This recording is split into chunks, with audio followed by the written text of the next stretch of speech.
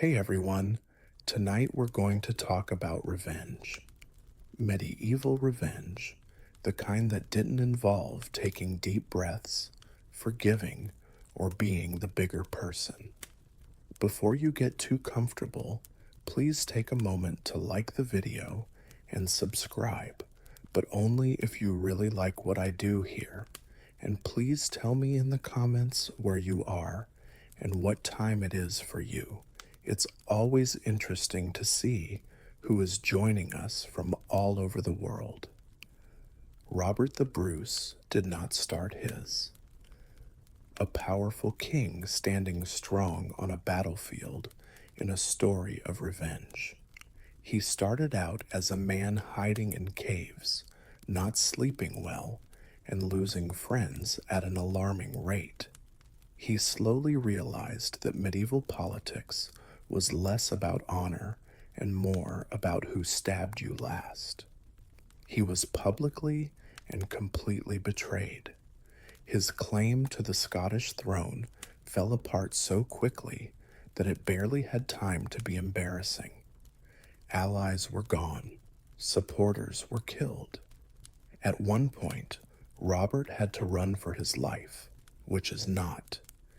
This is how most kings think about their careers. At this point, most people would have given up, panicked, or written a very sad medieval poem. Robert didn't do any of those things. He waited, but not in a dramatic way with swords drawn. He waited in a very annoying way, hiding, watching, remembering names, and mentally putting away grudges like a very patient accountant. This waiting was not brave. It was not comfortable. He slept in the cold, didn't trust many people, and had a lot of time alone to think about things. All of the bad choices he had ever made. But he learned something important during that time. Power in the Middle Ages was weak. If the wind changed direction, men who seemed loyal today would leave you tomorrow. He learned that being a king was mostly about timing and not dying too soon for things to get better. Years went by. His enemies let their guard down. They thought he was done. People in the Middle Ages loved it when a man fell and stayed fallen. Robert, unfortunately, refused to go along with that plan. He didn't say he was going to get back at them when he got back. He just started winning without saying anything, one alliance at a time, one fortress at a time. No speeches or big gestures, just steady progress that made his enemies more and more uneasy. Then Bannockburn came. Robert should have lost badly on paper.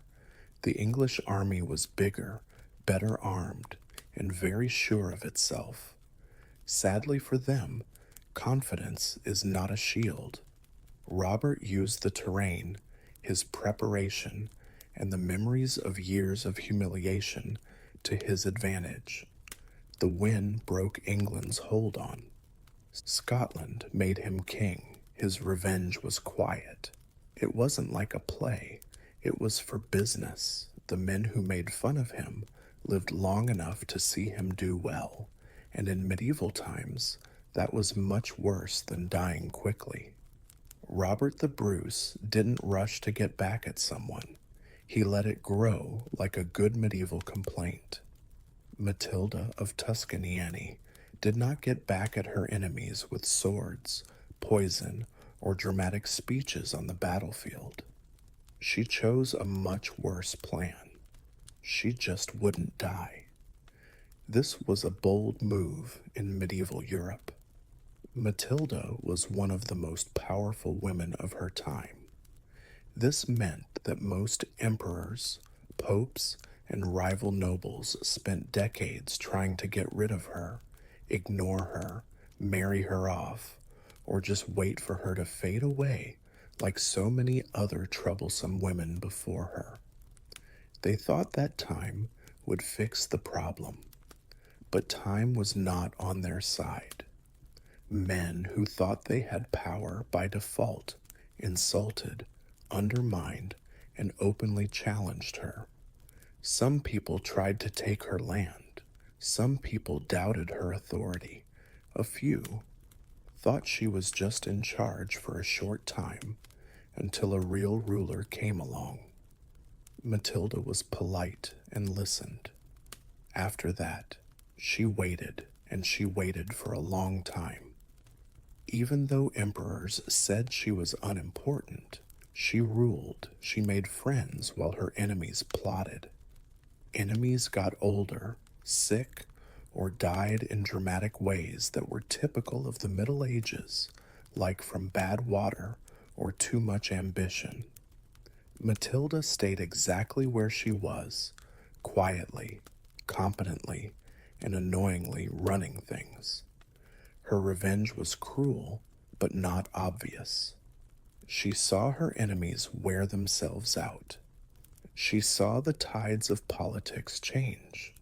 She saw successors take on grudges without getting the skills they needed to deal with them. The men who tried to control her left the board one by one. Some died, while others became irrelevant, which was probably worse in medieval society. There was no final battle, no big fight, just an uncomfortable realization spreading across Europe that Matilda was still there, still powerful, and still very much in charge. At one point, even her enemies stopped fighting her and began to talk to her instead. The medieval way of saying you lost without saying sorry. People went crazy over this kind of revenge. You couldn't stop it. You couldn't make it illegal. You couldn't even complain without admitting you failed. Matilda was a constant reminder that patience, survival, and good management could beat brute force. She didn't kill her enemies. She outlasted them. That was the most cold-blooded revenge in medieval politics. The story of William Wallace's revenge is strange because it didn't stop when he did. In fact, his enemies would probably say that things got a lot worse after that. Wallace wasn't born a powerful noble with armies and titles. He began as a man who had seen his family killed, his homeland humiliated, and English officials act like Scotland was an annoying detail. His answer was not subtle. He didn't send letters. He didn't bargain. He quickly and eagerly chose violence. Wallace went after English symbols, power wherever he could find it, tax collectors, sheriffs, and garrisons. If it stood for power, it was a target. England was very angry, embarrassed, and annoyed by his wins. This was not a graceful way to get back at someone. This was revenge with a big sword and not much time to spare. Of course, in the end, the real world of the Middle Ages caught up with him. Wallace was betrayed, caught, and killed in front of a large crowd to make sure he was completely forgotten. England thought that would be the end of the issue. That idea was great for medieval governments. It wasn't right. Wallace's death did not end the rebellion. Instead, it made him a much more dangerous symbol. Scotland did not give in because he died. It really bothered them. His story spread, got bigger, got better, and was told again and again until it was impossible to ignore. Wallace became immortal at an inconvenient time. His name was like a flag for every rebellion that came after it. His enemies had to deal with more than just armies. They had to deal with their memories. And memory can't be killed, cut into 4 pieces, or shown on city gates like a man can. The irony is harsh. Wallace never got to see Scotland free. He never had long-term comfort, safety, or victory. But his plan for revenge worked. For decades, his enemies fought a ghost they had made themselves. Every time Scotland fought back, Wallace's shadow came back to remind England that killing the man had done nothing to help. Fear was often used in medieval revenge. Wallace's revenge depended on not giving up. He did not personally take away England's control. He made it so they could never feel safe again. That kind of revenge was very bad in the Middle Ages. William Wallace did not win by living. He won because he wouldn't go away. And that's the kind of revenge that makes rulers stay up all night, staring at the ceiling and wondering what mistakes history will never forgive. Eleanor of Aquitaine didn't get back at them right away. That would have been univilized. Instead, she picked something that worked much better: a long marriage, patience, and a good memory. Eleanina was one of the most powerful women in medieval Europe. Sadly, this meant that she married a man who couldn't handle it. King Henry, her husband, eventually decided that Eleanina's intelligence, political power, and ability to think for herself were very annoying. He didn't want to talk to anyone about it. It was jail time. Eleanina was locked up for years, not in a dungeon, but in a comfortable, humiliating kind of captivity that was meant to keep her quiet and unimportant. Henry thought that time would make her less harsh, that being alone would make her less powerful, and that eventually she would fade into the background like an old tapestry that no one remembered to dust. Henry didn't get Eleanina at all. Eleanina didn't forget while she was in jail. She watched. She remembered every time someone insulted her, every time they told her she couldn't do something, and every time they made her feel like a problem instead of a person. Partner. She also lived longer than Henry, which made her situation better right away. Eleanina stepped out of captivity and back into power as soon as Henry died, as if she had just been waiting for a meeting to end.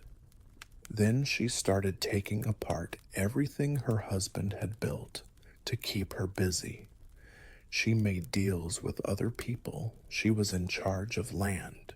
She led her son's reigns. She traveled all over Europe, giving orders, but the memory of being locked up quietly followed her everywhere. Her revenge was classy.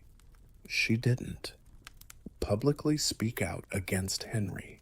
She didn't completely erase his legacy. She did something that hurt a lot more. She made herself necessary. Henry is mostly remembered for his failures, but Eleanina was the driving force behind many reigns, kingdoms, and a whole generation of European politics.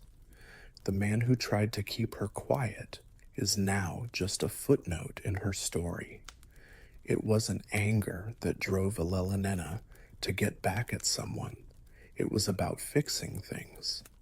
She just made sure that history remembered who really had the power. Memory was very important in medieval times, and Eleanina was in charge of hers. It wasn't revenge with blood. This was revenge with a legacy. She showed a dangerous truth that men in the Middle Ages learned too late. You can't make Eleanina go away by locking her up. She waits, and when she comes back, she doesn't yell. She raises the bar and changes the story. Vlad the Impaler believed in revenge, like some people believe in decorating their homes with a theme, a message, and There is no subtlety at all. Vlad was taken hostage, humiliated, and forced to watch his family's power fall apart while foreign rulers treated his home country like a welcome mat. This did not help me grow as a person. This helped me improve my character. Vlad learned early on that fear was much more reliable than mercy. Vlad didn't hurry when he finally got back into power. He asked his enemies over for dinner. They made a mistake by doing this.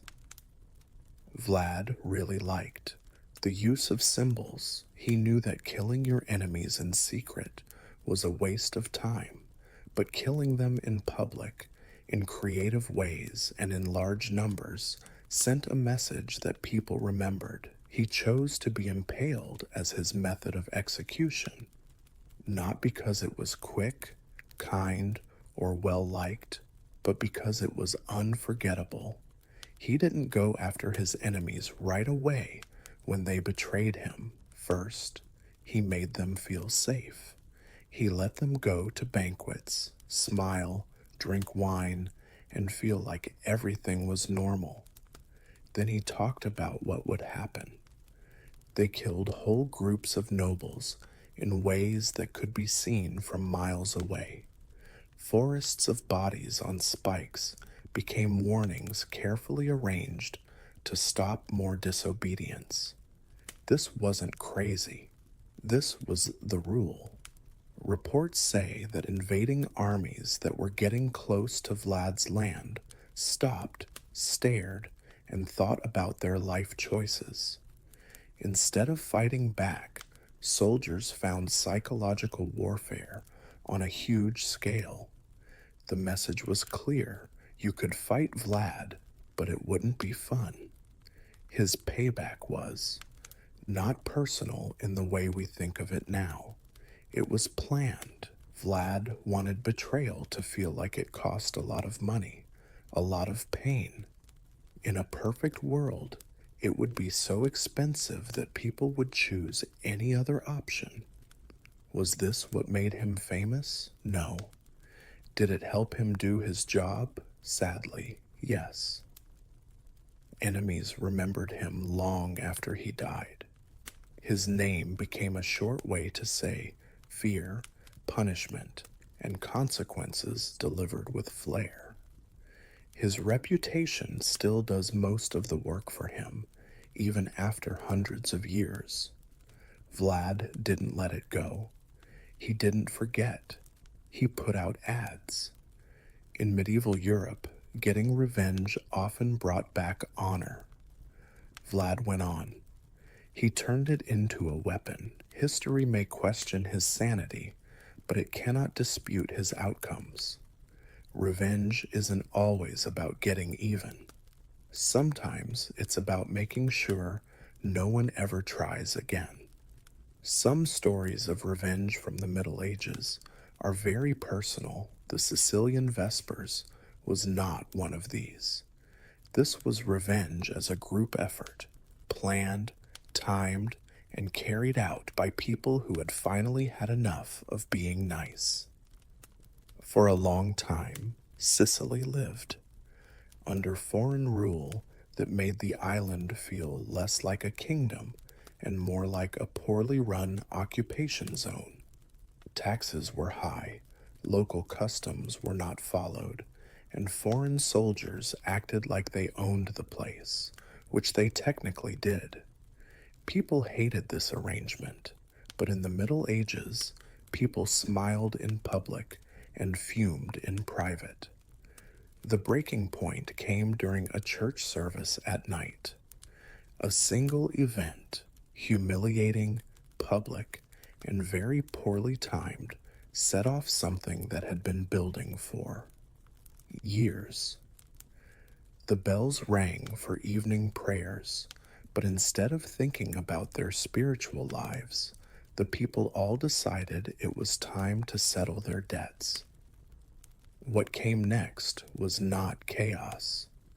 That's the scary part. It was planned. People in the area picked their targets very carefully.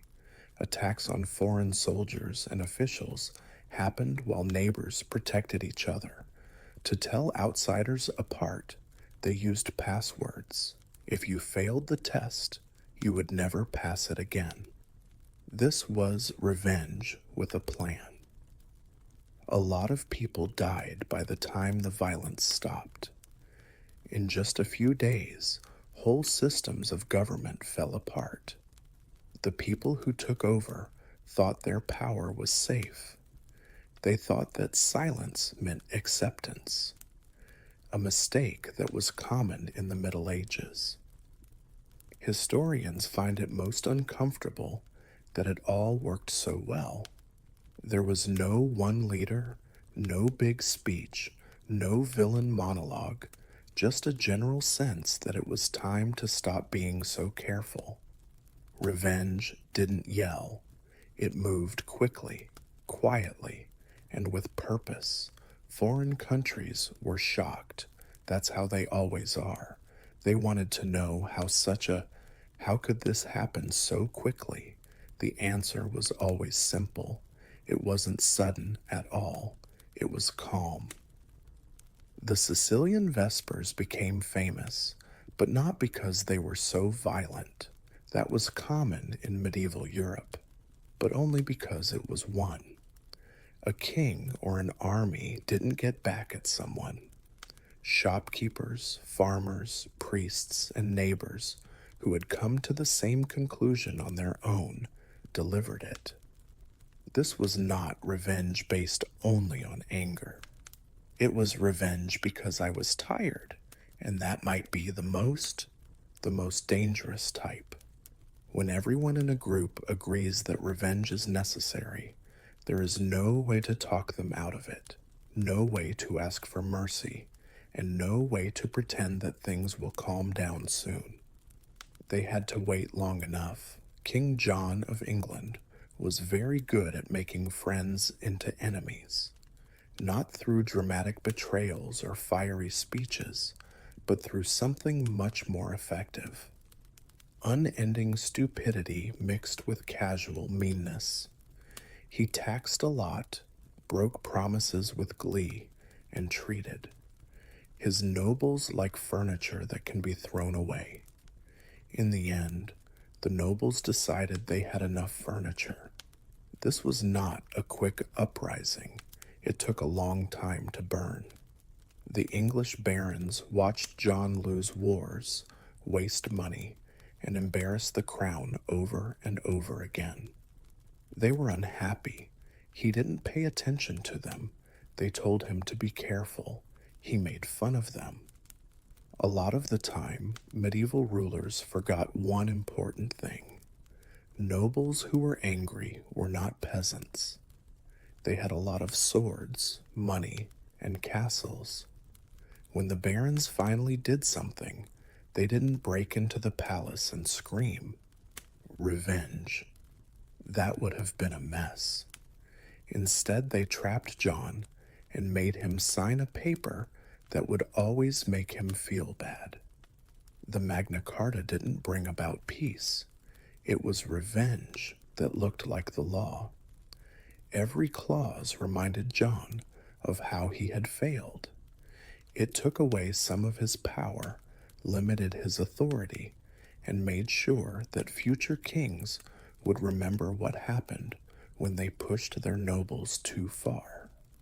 It was like being forced to write down that you were wrong in front of everyone in the Middle Ages. For all time. John, of course, hated it. He tried to undo it right away by asking the Pope for help and saying that the charter was not valid. This only made him look weaker, which is impressive given how well he had done before.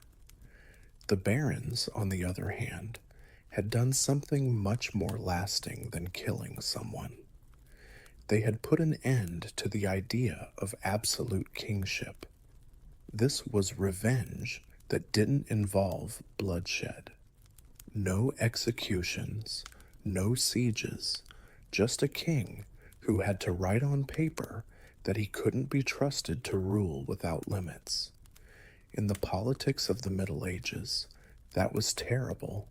John died not long after he was sad and angry. The paper lived on after him. Every time future kings had to deal with limits on their power, John's failure was always there in the background. The Baronses didn't hurt him physically. They took away his power, and in a world where power was everything, that was the best way to get back at someone. King John lost fights, he lost people's respect, and finally, he stopped believing that he was the only one who had the right to rule. Because a group of nobles made a choice. You didn't need swords to get back at someone, you just needed ink. When her husband put her down and humiliated her, Isabella of France didn't scream, threaten, or flip tables. That would have been disrespectful. In medieval politics, though, she did something much more dangerous. She was paying attention. Isabella was married to King Edward, but she was ignored, publicly disrespected, and replaced in power by favorites who seemed to come to court just to test her patience. Edward thought his wife would put up with for an indefinite amount of time. After all, it was expected that queens in the Middle Ages would smile politely and go along with whatever crazy things were going on around them. Isabella didn't accept anything. She stayed. She saw alliances come together and fall apart. She found out who didn't like the king, who was angry, and who was just waiting for permission to act. She went abroad for a good reason, diplomacy. When she got back, she had something much more useful than goodwill: help. It wasn't loud when Isabella finally moved. There were no fiery speeches about betrayal. She came back with an army, landed in England, and found that very few people were willing to protect the king. This is always an uncomfortable time for a leader. Edward was caught, thrown out of office, and taken out of power with shocking speed. Isabella didn't need to raise a sword herself. Like a poorly built scaffold, the system fell apart around him. Historians are still trying to figure out what happened to him after his reign ended. It wasn't a big battle, but rather a quiet imprisonment and a death that raised a lot of questions. Talk about it carefully. This was revenge carried out with paperwork, timing, and a deep understanding of how people are weak. Isabella did not bring down the kingdom. She didn't set cities on fire. She just got rid of the man who had made her unimportant and put someone else in his place who was more helpful. In the Middle Ages, this was a great result. Some chroniclers didn't even notice that she was getting back at him because it was so subtle. They called it a political necessity, stability, or correction. Isabella probably did not fix them. It's clear but uncomfortable to learn this lesson. Not all medieval revenge involved blood. Sometimes it took patience, making friends with your enemy, and making them think they were safe until they weren't. Isabella of France did not yell. She didn't hurry. She didn't let it go. She waited until taking down a king felt less like a rebellion and more like cleaning, and that was the most elegant way to get back at someone in medieval Europe. Jan Hus didn't get to enjoy his revenge, which is common in medieval history. Very common and very bad for the people who thought that killing him would fix everything. Hus was a preacher, a reformer, and most importantly, a man who would not stop talking about how corrupt the church was. This was enough to make him dangerous. When he was called to a council with the promise of safe passage, he did what any reasonable medieval scholar would do. He believed it. This was a bad idea. H was arrested, tried, and executed anyway. They were burned in public in a very dramatic attempt to show that they were in charge, had won. The message was clear. If you speak out, this is what happens. The authorities thought that fear would take care of the rest. It didn't. H's death didn't stop dissent. It made people in the whole area angry. His followers didn't respond right away. They didn't go crazy and burn everything down in one night. That would have been too easy to stop. They got together instead. They got weapons.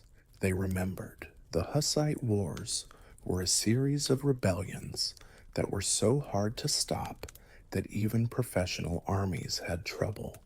Stop them.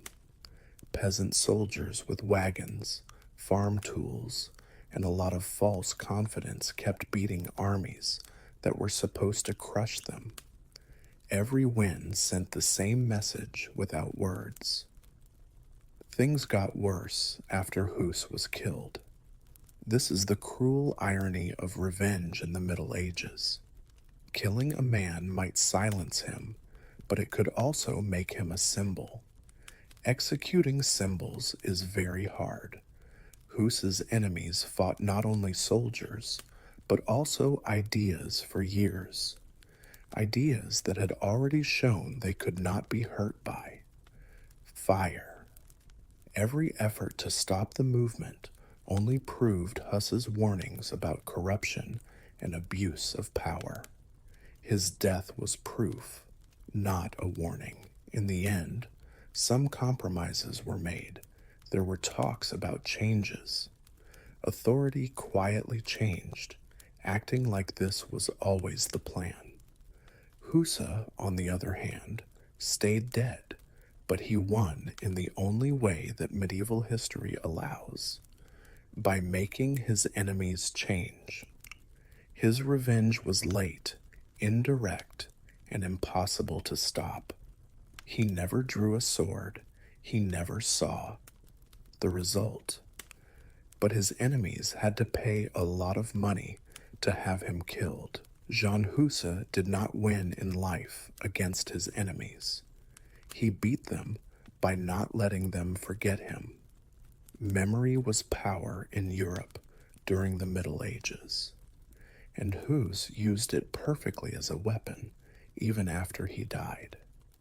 If there had been prizes for destroying families in medieval Europe, the Angevin dynasty would have won every category and still said the judging was unfair. This was a family that didn't see revenge as an emotional reaction, but as a inheritance that is very important and passed down from parent to child, like land or titles.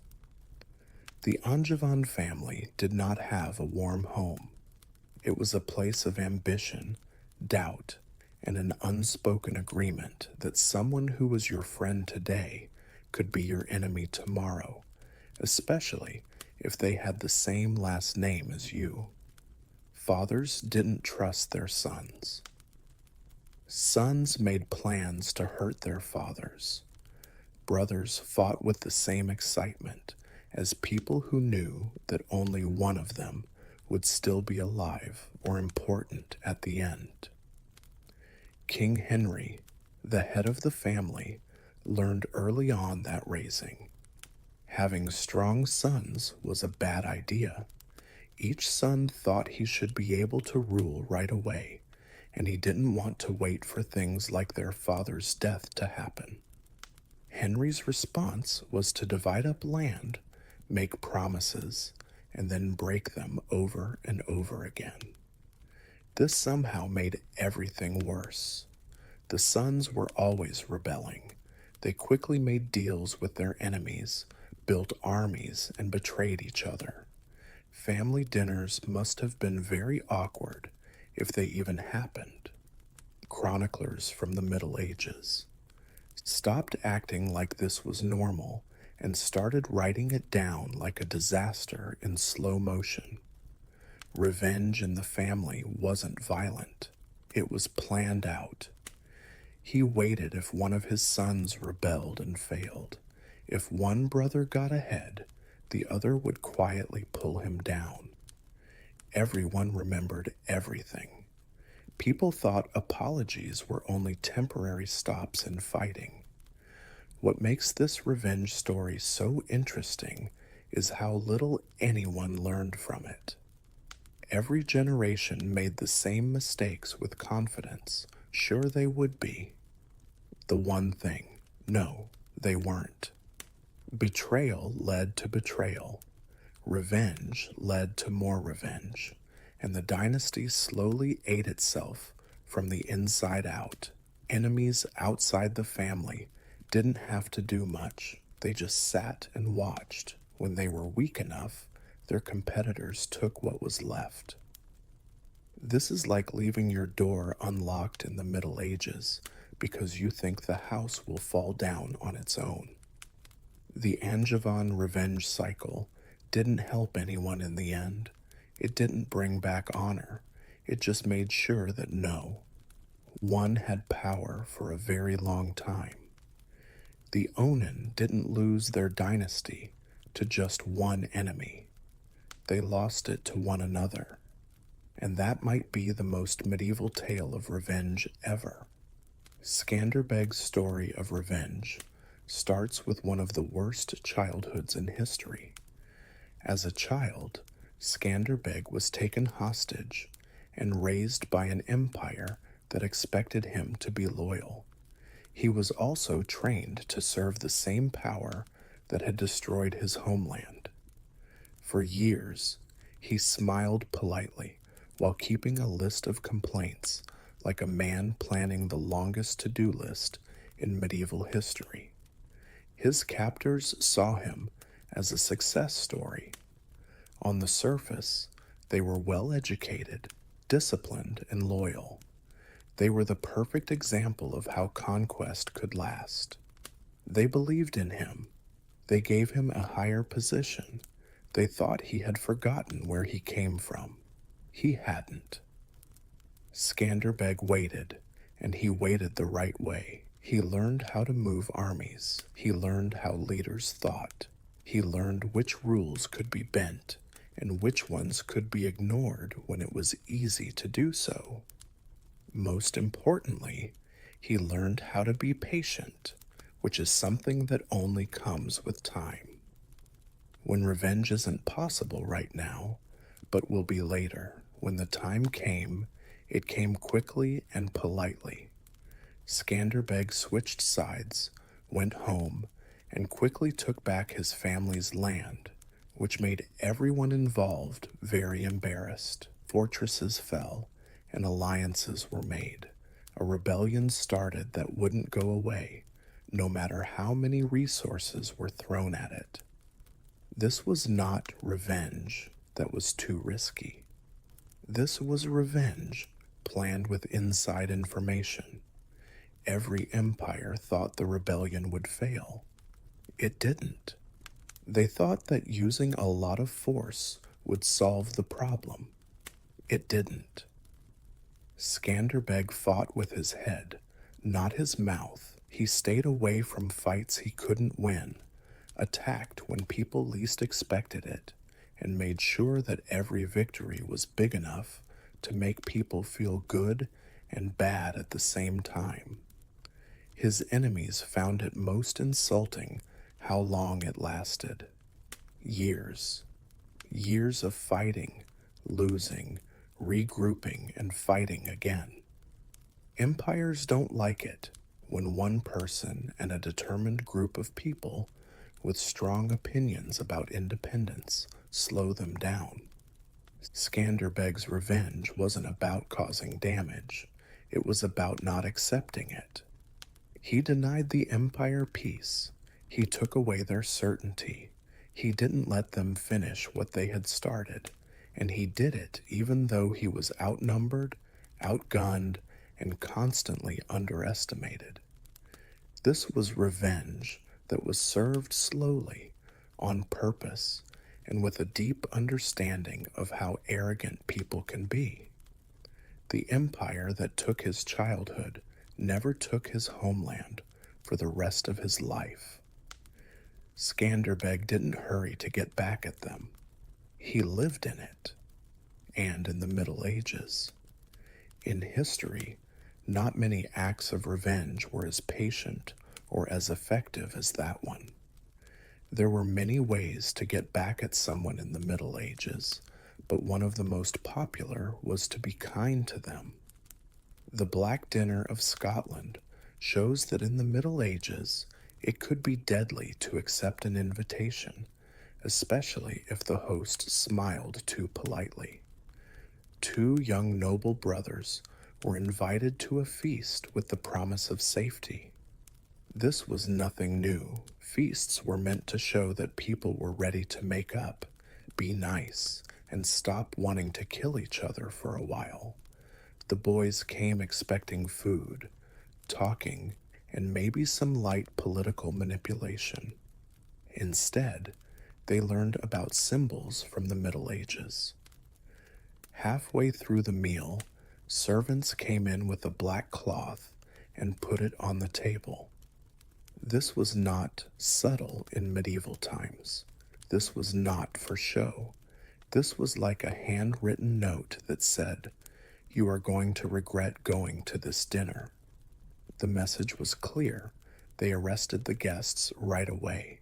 There were accusations read. Charges were made up with great quickness. The boys were killed soon after, just after they had finished eating. Dessert, sadly, was called off. This was revenge that looked like justice. Their family had become too strong, too important, and too dangerous to the people in charge. Instead of fighting them openly, which would have been messy and uncertain, the best thing to do was to get rid of them quietly while pretending to follow the law. This method was very popular with rulers in the Middle Ages. It let them say they were morally right while actually betraying someone. The Black Dinner is especially scary because it works so well. There was no trial in any real sense, no way to defend yourself, and no way to get away. The whole thing was meant to feel like it was going to happen the moment the cloth hit the table. The political message was very clear. You didn't have to trust.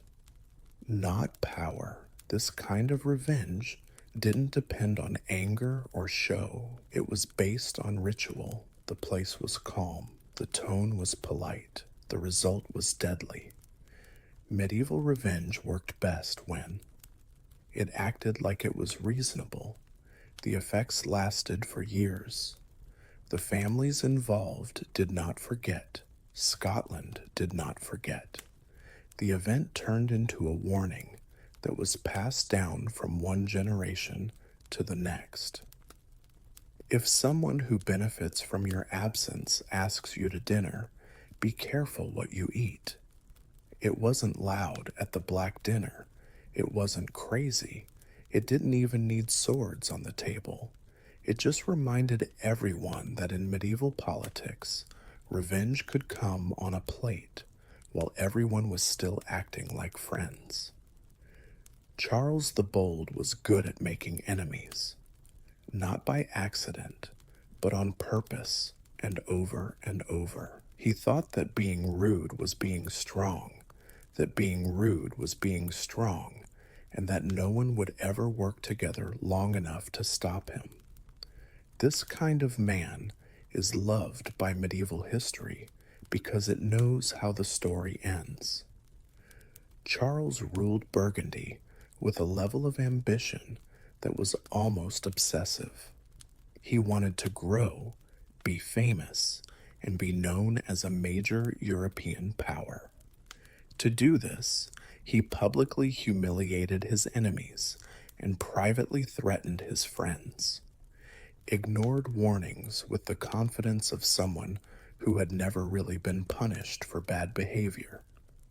Of course, people remembered. Instead of facing Charles head on, his enemies did something much more risky. They sat and waited. Swiss troops, rival nobles, and nearby powers worked together in secret. Complaints kept coming in. There was a list of insults. Every little thing that went wrong made it easier to work together. Charles, on the other hand, thought that being quiet meant being scared, which was a common mistake in the Middle Ages. When the fight finally happened, it wasn't a heroic fight. It was a string of bad things.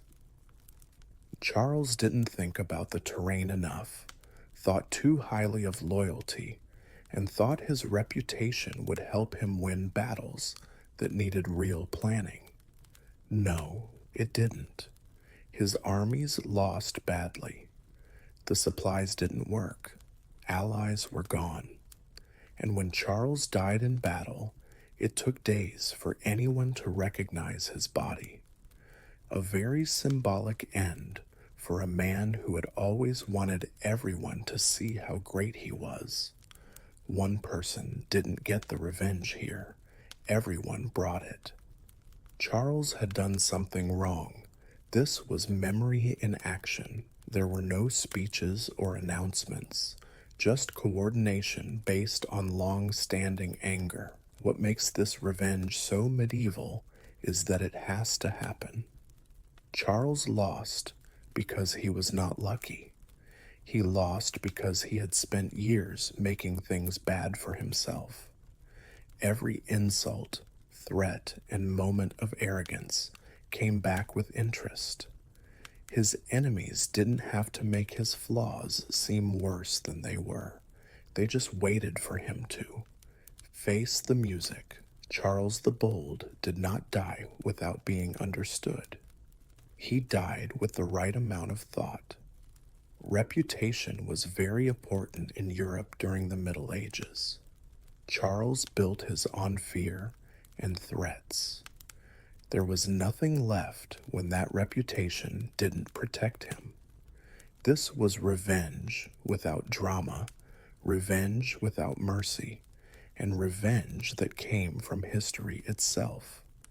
Not all revenge in the Middle Ages involved blood, screaming, or pikes that were in the way. Some of the worst revenge was done through paperwork, administration, and spirituality. The type of revenge that slowly destroys your life while everyone else says it's fine. The Avignon papacy came about because secular rulers humiliated the papacy and decided that popes were useful only when they were obedient. Kings put pressure on popes, threatened them, and even kidnapped them at times. They treated spiritual authority like a department that needed to be reorganized. The papacy did not forget this. It just waited. When the chance came, popes moved to Avignon, easily getting on the good side of friendly kings and queens and staying away from hostile ones. People said this move was practical, smart, and temporary. Medieval institutions liked to act like revenge was just a matter of logistics. The papacy started putting pressure on Avignon in the old-fashioned way. Excommunication, interdicts, and spiritual punishments that made whole kingdoms off limits for religious people. No more weddings, no more burials. Churches were closed, people were scared, rulers suddenly found out. That being rude to the Pope had consequences. This was a big act of revenge.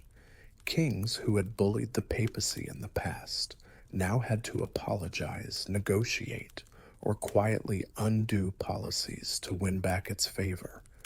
The papacy never raised an army. It didn't have to. It turned belief, tradition, and the real fear of eternal consequences into weapons. What makes this revenge so effective is that it was so easy to deny. Popes could say that they were only doing what was right in their hearts. They weren't mad, they were let down. Medieval rulers quickly learned that it was worse to be disappointed by the church than to be angry. The Aignan papacy was not about control. It was about a reminder that kings ruled over bodies, but the church ruled over souls, which were much harder to replace.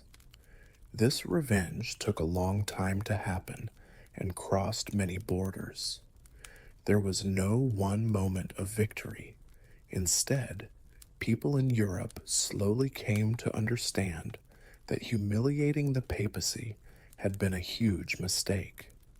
There were no swords drawn, and no castles were burned, but whole kingdoms were still brought to their knees.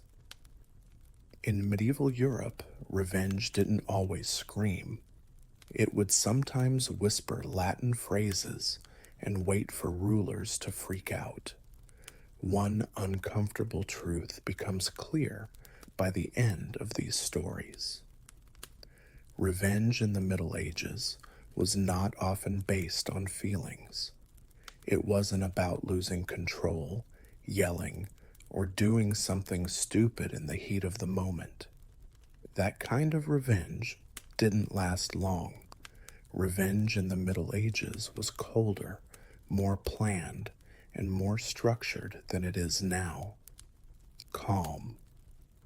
People didn't try to get back at others to feel better. They wanted it to bring things back into balance.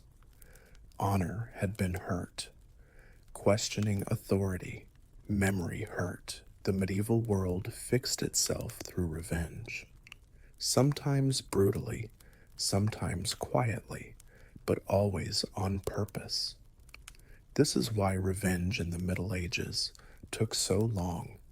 Years went by, decades went by, and whole lives went by. People didn't forget their grudges because doing so would mean accepting their weaknesses.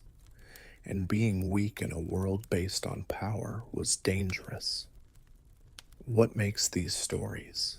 Their violence isn't what makes them unsettling. Europe in the Middle Ages was always violent, but they held back. Many of the best ways to get back at someone were to wait, watch, and let them mess up on their own. People didn't kill kings in a fit of rage. They were taken apart through paperwork, alliances, symbols, and timing. In some cases, the avenger didn't even live long enough to see what happened.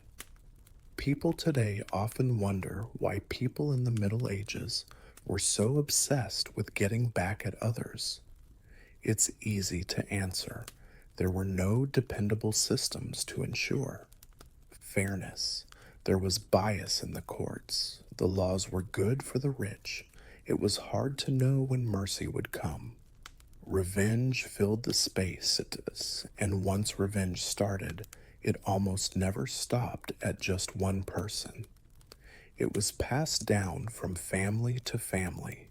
It was remembered by kingdoms. People all over the world carried it on like unfinished business. People could forgive, but only when they were sure they had power.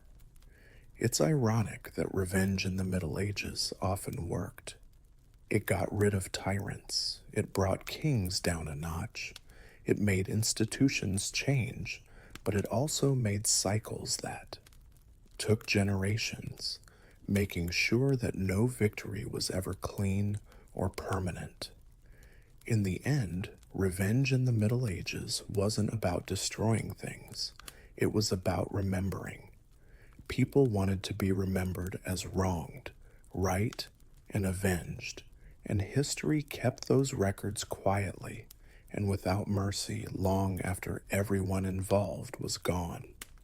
So, when we look back at these stories, we see more than just people getting even. We're seeing a world trying to bring order in the only way it knew how, not by forgiving, but through the results. And in the Middle Ages, people remembered the effects of their actions for a long time. Ludwig van Beven was born in the small town of Bonn in 1770. His childhood wasn't filled with glittering salons or imperial courts. Instead, it was full of heavy, urgent, and often cruel expectations. Music came into his life early, but not as a source of joy. It was a duty. His father, Johann von Beethoven, was determined to make his son a prodigy, a public miracle that would lift the family out of mediocrity, of being average. It didn't matter if Ludwig wanted this job or not. The long nights, the piano, and the violin all waited. Jan's way of teaching was more about fear than an inspiration. Lessons went on late into the night. People were not patient when fixing mistakes. They were given a punishment. Later, neighbors would remember hearing a little boy cry while the scales rang through the walls. But even with all of this pressure, something amazing began to grow. Ludwig didn't just memorize music. He asked about it. He paid attention for. He understood structure, tension, and emotion long before he could put them into words. He was never completely at ease being on display like other child performers. When he was pushed in front of crowds as a wonder child, he looked awkward and intense, more focused on the keyboard than on the room. He didn't care about the applause. He was more interested in the silence that came after. He seemed to know from a young age that music wasn't about getting people to like it. It was about saying what you mean. Bonn played a quiet but important role. It was a small court city, but it was very open to ideas from the Enlightenment. People talked about smart things in salons and taverns. Books were passed around. Ideas were important. Beethoven really took in this mood. He found mentors when he was still a teenager who saw that he was more than just a good technical player. They told him to write music instead of just playing it, to make things instead of copying them. By the time he was a teenager, Beethoven was already a court musician, which helped his family because his father's reliability was getting worse. Responsibility came early. When you were a kid, finished quickly. But this hard time made them more independent, disciplined, and unwilling to give in to limits. Characteristics that would shape his life. This was not the start of a brilliant genius. It was the start of a fighter, a boy shaped by stress, made stronger by hardship, and already listening for a sound that was more than just the notes on the page, a sound that was only his. When Ludwig van Beethoven left Bonn for Vienna in the early 1790s, he wasn't a nobody, but he also wasn't a big deal. Story. Vienna was the musical capital of Europe, a city full of talented, ambitious, and egotistical people. It seemed like every street was full of symphonies, quartets, and people building or destroying their reputations. Beethoven came with letters of recommendation, a lot of confidence, and a quiet sense that he didn't want to fit in. At first, he did what he had to do. He learned how the music world worked by studying with well known masters and learning the formal rules of composition. He followed tradition on paper. In practice, he put its limits to the test. Boundaries. Even when he was a young pianist, people were surprised by how well he played. He didn't do his job well. He hit the keyboard hard, changing the tempo, making contrasts stand out, and improvising with such intensity that it felt like he was trying to fight. People who listened weren't always sure if they were seeing genius or carelessness. Vienna quickly saw him as more than just a composer. She saw him as a force. Aristocrats asked him to their salons because he was unforgettable, not because he was charming. Beethoven didn't like being social very much. Niceties. He didn't care how he looked. He was very direct. He didn't flatter customers like other people did, but his talent was so clear that doors kept opening for him. This mix of defiance and genius became his trademark. Beethoven saw music as something personal, almost moral, unlike many composers who wrote mostly to please their bosses. He thought it should say something about anger, joy, struggle, and victory. Early works still had the classical elegance of the time, but there was something new brewing underneath. Rhythms got bolder, dynamics got more extreme, and emotions were more open. He was already against the idea that music should be calm and controlled. He fought improvisation at the piano. He would publicly challenge other musicians and play impromptu musical jewels that often made his opponents look bad. These performances made him more famous than any printed work ever could. The news spread quickly. This man was dangerous, not in a physical way, but in an artistic way. By the time he had been in Vienna for a few years, Beethoven had gotten something very rare. He wasn't just accepted. People were expecting him. People were interested in what he would do next, partly because they thought he might break something along the way. The city had given him a chance. Beethoven was getting ready to change the future of music, no matter what Vienna thought. When Ludwig van Beeven's fame was at its peak, and people in Vienna were starting to see him as more than just a curiosity, an unthinkable problem came up. He started to lose his hearing. At first, it was a ringing that wouldn't go away, and a dullness at the edges of sound. Beethoven tried to ignore it. He was young and doing well. This wasn't how genius was supposed to happen. But the symptoms got worse. Talking became tiring. The high tones faded away. The music that made him who he was started to break down. This was not a problem for a composer whose identity was based on sound. It was a threat to life.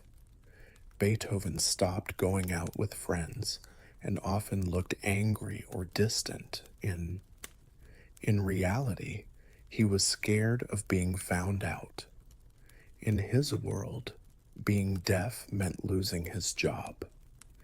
He went back to the village of Heiligenstadt in 1802, hoping that rest would help him get better when doctors couldn't figure out what was wrong.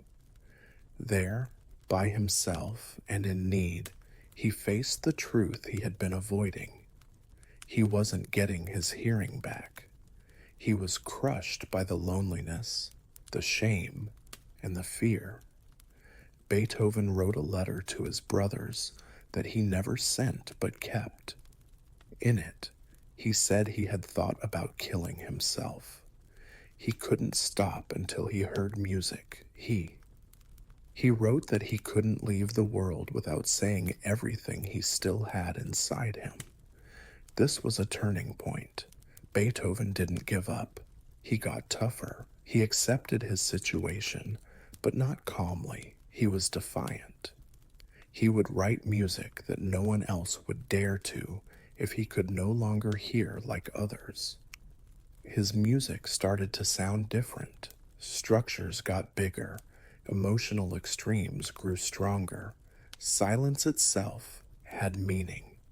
He was no longer writing for fun. He wrote to stay alive. Ironically, as his hearing got worse, but his imagination got louder. He didn't rely on the sounds in the room anymore. Instead, he relied on the sounds in his head. This internalization set him free. Music was no longer limited by social norms or physical constraints. It got personal, confrontational, and huge.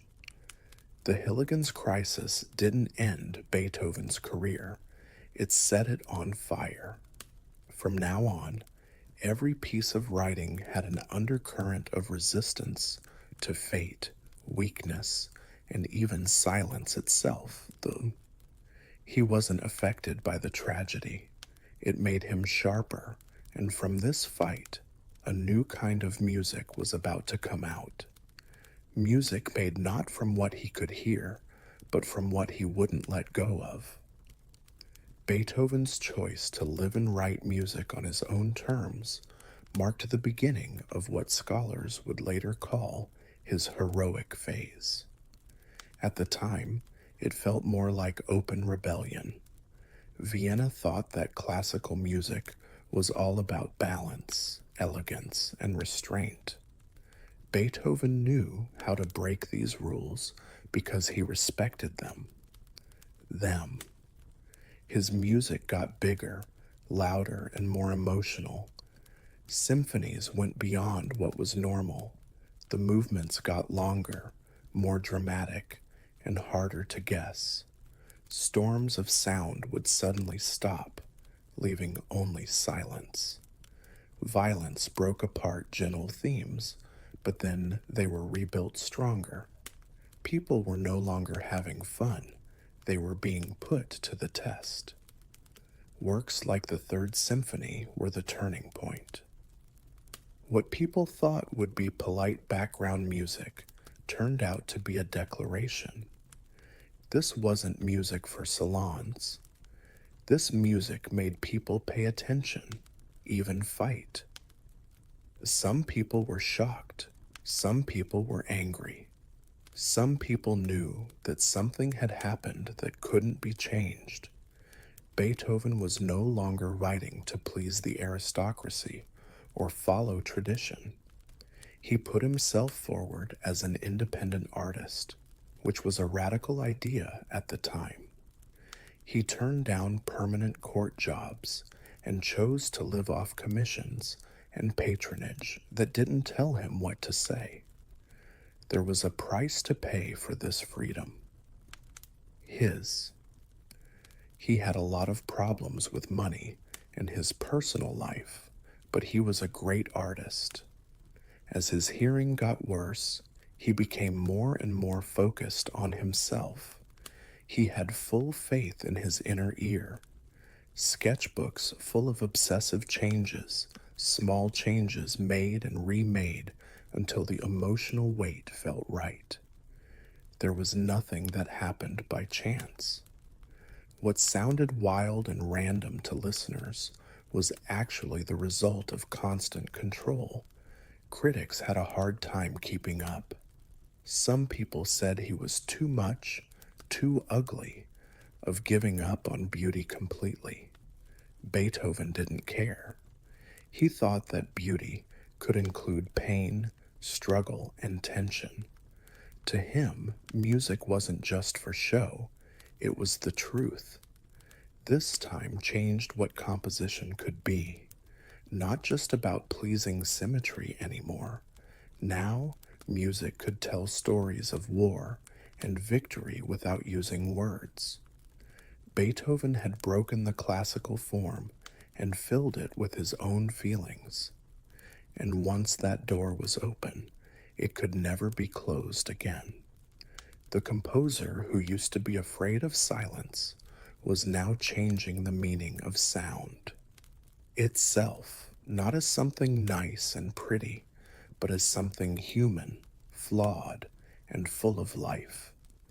Beethoven's music became bolder, but his personal life became smaller. The man who made concert halls full of sound spent more and more time alone and in silence. He no longer kept his hearing loss a secret from himself, but he still tried to keep it a secret from others. There was a lot of tension in the conversations. Social events turned into embarrassing puzzles of words that were misheard and smiles that were forced. Slowly, on purpose, Beethoven pulled back. This isolation made him more irritable. He was well known for being hard to deal with, distrustful of friends, hostile to servants, and quick to get angry, but there was fear behind the outbursts. He thought about what he was losing every time he failed socially. He could write music for orchestras, but he had trouble ordering food without getting confused. He wouldn't admit he was weak because he was proud. Being alone was the cost of being free. His emotional life was also very intense at the same time. Beethoven wanted friends and love, but his relationships were complicated and often doomed from the start. He kept falling for women who weren't available socially, aristocrats he could look up to but never really claim. Letters show deep love, longing, and anger. A well-known letter to an unnamed immortal beloved shows a man who can love deeply but can't find a way to balance his love with the demands of his art and his life. He used music as a weapon and a place to hide. His music during this time was a mix of rage and closeness. There were explosive parts that clashed with moments of painful weakness. Piano sonatas, string quartets, and symphonies all had emotional conflicts that were similar to what he was going through. He wasn't just talking about how hard things were anymore, he was living in it. Financial instability made things worse. Even though patrons helped him out, payments were not always on time, and Beethoven was not very good at handling money. He was always moving, looking for a quieter place to live or better conditions, and he often left a mess behind. His daily life was chaotic, but his work kept being obsessively controlled. Everything on the page had a reason for being there. This time shows us an important truth about Beethoven. His genius and his pain were not two different things. It was changed by it. He wasn't quiet because of the isolation. It made him turn inward, where his most personal music came to life. He may have pushed people away, but sound brought people together. People often think of Beethoven as a monument, stern, heroic, and untouchable. In truth, these years show a man who is full of contradictions and needs. Connection, fiercely independent, hurt but not giving up. And still, even though it was quiet, he kept writing. Beethoven crossed an invisible line by the second decade of the 19th century. He could no longer just hear. It was mostly gone. It was no longer possible to perform in public. The composer who used to play the piano with a lot of power now lived in almost complete silence. This would have been the end of everything for most musicians. For Beethoven, it changed the way things were made. He made changes that made sense. First, conversation books took the place of spoken dialogue. Visitors could write their questions, and he could answer them either out loud or in writing. He put his ear to the piano and felt the vibrations through the wood and bone. But over time, even these physical ties became less important. Beethoven was no longer writing music just for the ear. He was writing music from memory, structure, and a need inside him. During this time, something amazing happened. His music became more free as he lost touch with the outside world.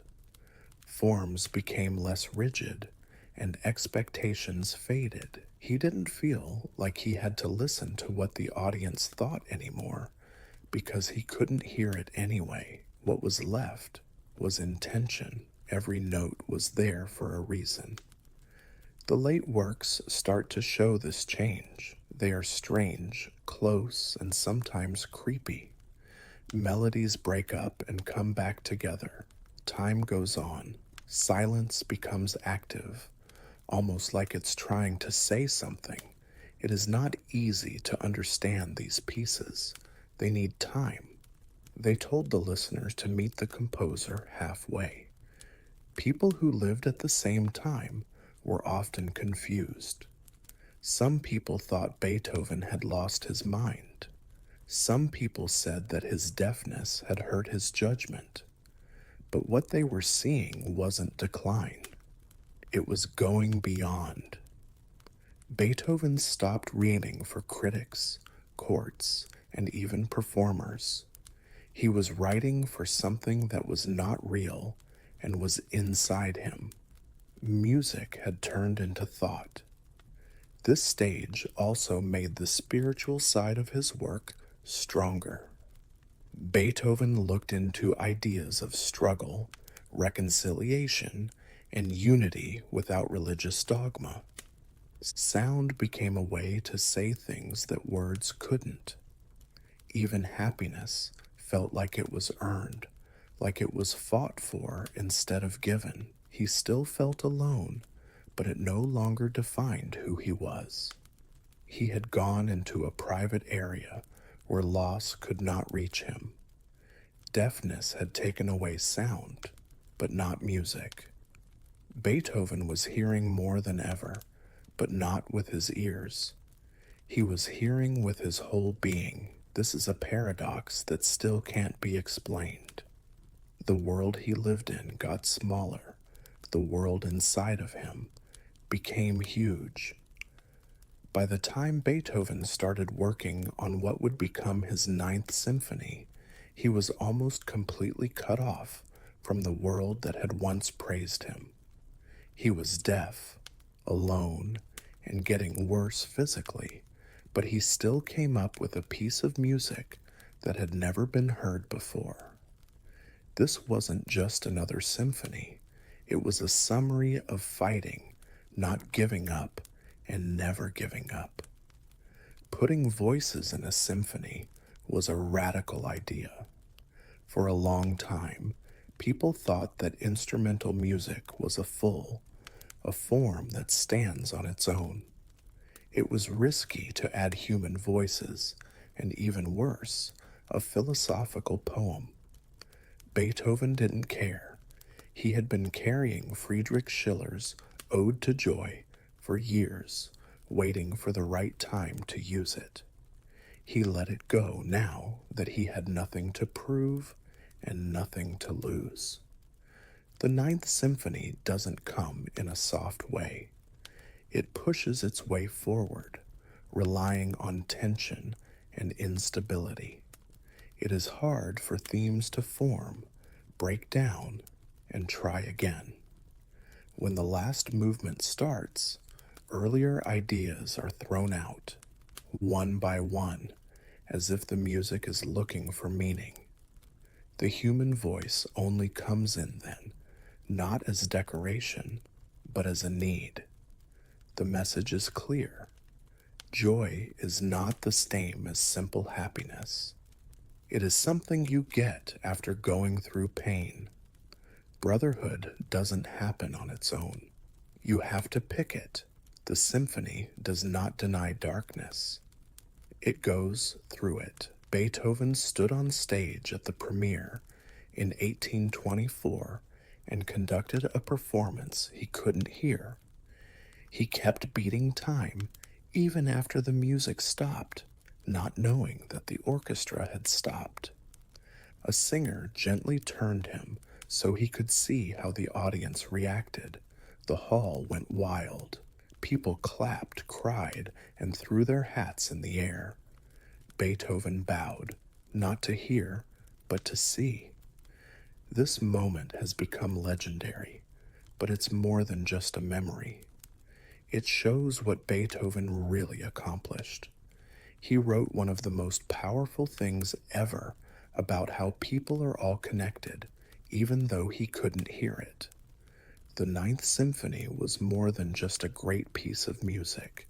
It was a statement that meaning does not depend on the situation, that happiness can exist without comfort, and that art can outlive the person who makes it. Beethoven had gotten to a point where he couldn't be stopped. He had not been beaten by silence. He had answered it loudly, defiantly, and for good. After the thunder of the Ninth Symphony, Beethoven didn't go back to repeating himself or losing his victory. Instead, he went deeper into territory that even his fans had a hard time following. In his last years, he made music that feels like it's not part of time, works that seem more interested in exploration than performance. People were confused by the late string quartets and piano sonatas. They were quieter, stranger, and their structure was hard to predict. Melodies moved around, and rhythms either stretched or fell apart. There were sudden bursts of humor next to parts that were very simple and painful. These parts didn't make sense on their own. They wanted people to think, not clap. Beethoven no longer cared about making an impression. He wrote like talking to something other than the people who are listening, maybe to himself or to the future. It got harder to do technically, but virtuosity was no longer the point. A single phrase of expression might mean more than an entire earlier movement. His health was getting worse and worse. He was sick, had liver failure, and was always in pain. Things got worse for him. He fought with doctors, didn't listen to their advice, and went through treatments that often made his condition worse. But even though his body failed, but his creative clarity got sharper. Music stayed clear, purposeful, and important. These late works often show a deep acceptance, not giving up, but understanding there is still struggle, but it is less loud and less aggressive now. There is room for peace, humor, and kindness. Some movements sound like Beethoven is talking to himself on paper. A lot of people at the time thought this music was too hard to understand. The performers weren't sure what to do. People who didn't like him questioned his mental health. Beethoven, he didn't care. He is said to have said that his quartets were not written for the present age, when people told him that they didn't understand them. He was planning ahead. People now think that these late works are some of the most important music ever written. They talk to each other through the ages, making it hard to understand. They don't want people to admire them. They want you to listen. In these last pieces, Beethoven did something very rare. He made art that feels personal, but not confessional, and that is complicated, but not. Being flashy and spiritual without any rules. The man who once broke musical forms now completely broke them down. This was not the end of his voice. It was its most pure form, quiet, brave, and completely human. Ludwig van Beethoven was dying in the spring of 1827. His body was finally giving up after years of illness, pain, and neglect. The man who had fought fate through sound was now stuck in bed, surrounded by chaos even at the end. Unpaid bills, scattered manuscripts, plans that aren't done. Silence, which had been his biggest enemy, was now complete. A strong storm hit Vienna on March 26th. The sky cracked with thunder. The city was hit hard by rain. People who were there said that Beethoven moved as the storm reached its peak. He raised a fist as if to say, "I'm not afraid of the heavens one last time," and then he was gone. He was 56 years old. Vienna didn't stay quiet. There were thousands of people at his funeral. The streets were full of composers, poets, nobles, and regular people for a man who had. The goodbye was too much for him because he had been alone and misunderstood for the last few years. The city finally understood what it had seen, not only a composer, but also a turning point in how people express themselves. Beethoven's legacy is not easy to understand. He didn't make things easier for people. The purpose of his music is not to calm without a challenge. Instead, it says that struggle is not a bad thing about being human.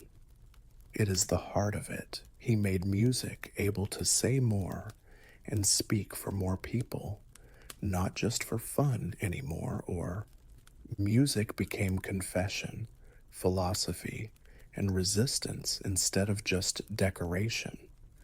Most impressively, Beethoven did this even though he lost the sense that was supposed to define him. He showed that creativity doesn't depend on where you are, how talented you are, or how strong you are. It is an act of will, an act of defiance, and an act of faith. His works continued to have an impact on the world long after he died. Romantic composers thought it was okay to be personal. Modern artists had the guts to break the rules. His music is still played at times of victory, sadness, unity, and revolution.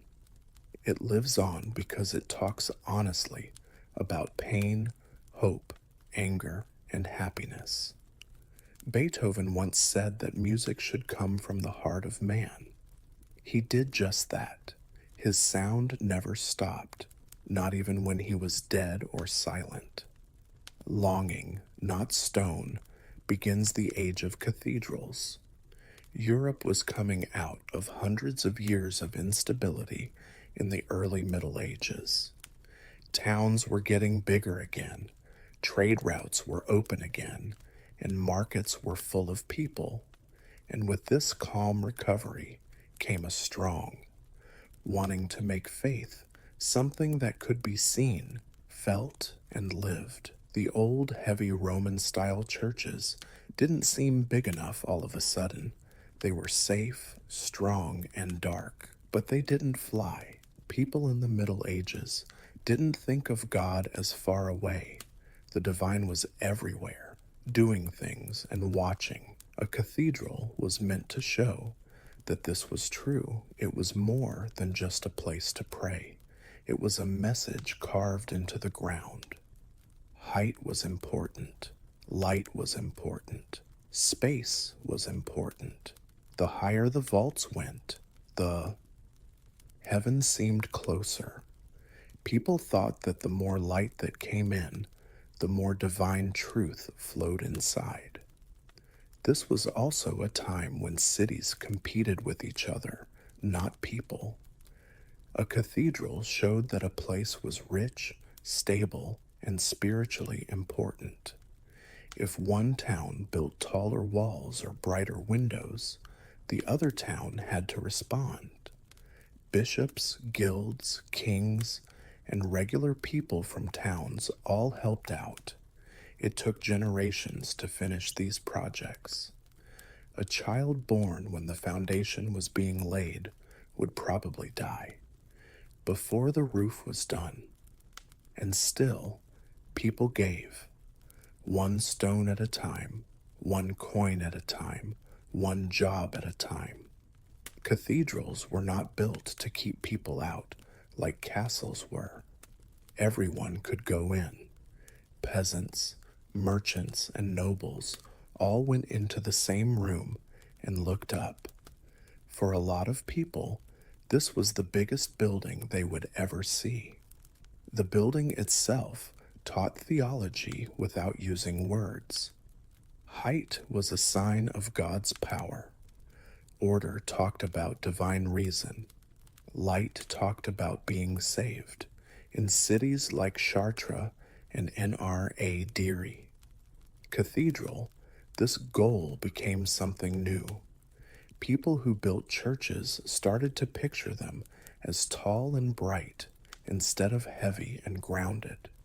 The goal was no longer just to get through, it was to go up. This shared desire gave rise to the age of cathedrals, to make faith into buildings, stone into prayer, and people's work into a visible way to reach heaven. The real start of the Gothic cathedral doesn't happen all at once. It starts in one place with one vision. In the middle of the 12th century, a quiet architectural revolution began at the Royal Abbey of Sandon, just north of Paris. It wasn't a master mason who drove it. It was a monk named Abbe Suger. Suger didn't care about new things just for the sake of being new. He thought that light was a direct reflection of God. To him, brightness wasn't just for show. It was about God. If God was perfect clarity, then a church full of light could lift the spirit just by being there. Darkness, once perceived as solemn and protective, now appeared as an obstruction. Between people and heaven, to make this vision a reality, builders at Sandin started to try new things. The thick Romanesque walls weren't enough anymore. They had to open the building without letting it fall down. The answer came from a number of new ideas that worked together like parts of a single system. The pointed arch was better at spreading weight than the old rounded shape. Ribbed vaults directed pressure along set paths. It was finally possible to break through, thin, and change walls into glass frames instead of solid walls. This wasn't a sudden flash of genius. It was a careful mix of risk and planning. Every choice could lead to disaster. Teachers who taught with stone ceilings were strict. If the math was wrong, the building would fall apart, sometimes decades after work on it began. But the reward was very big. The inside was flooded with sunlight that came through colored glass and turned light into a story. This light at Sandin wasn't random. Stained glass windows told stories to mostly people who can't read or write. Colorful scenes of saints, kings, martyrs, and the Bible came to life. Light turned into teaching, belief in beauty. What came out was something completely new. The building didn't feel heavy anymore. It seemed alive. Space went up. Instead of becoming masses, columns turned into lines. It looked like the stone was working with gravity instead of against it. Sandon's success shocked people all over medieval Europe. Builders could see what was possible. People who came saw what it was. Famous cities saw a future made of light. Gothic architecture had found its voice, and it was about to get bigger and brighter than anyone could have thought. As Gothic cathedrals got taller and brighter, a problem that couldn't be ignored arose. Stone is not light.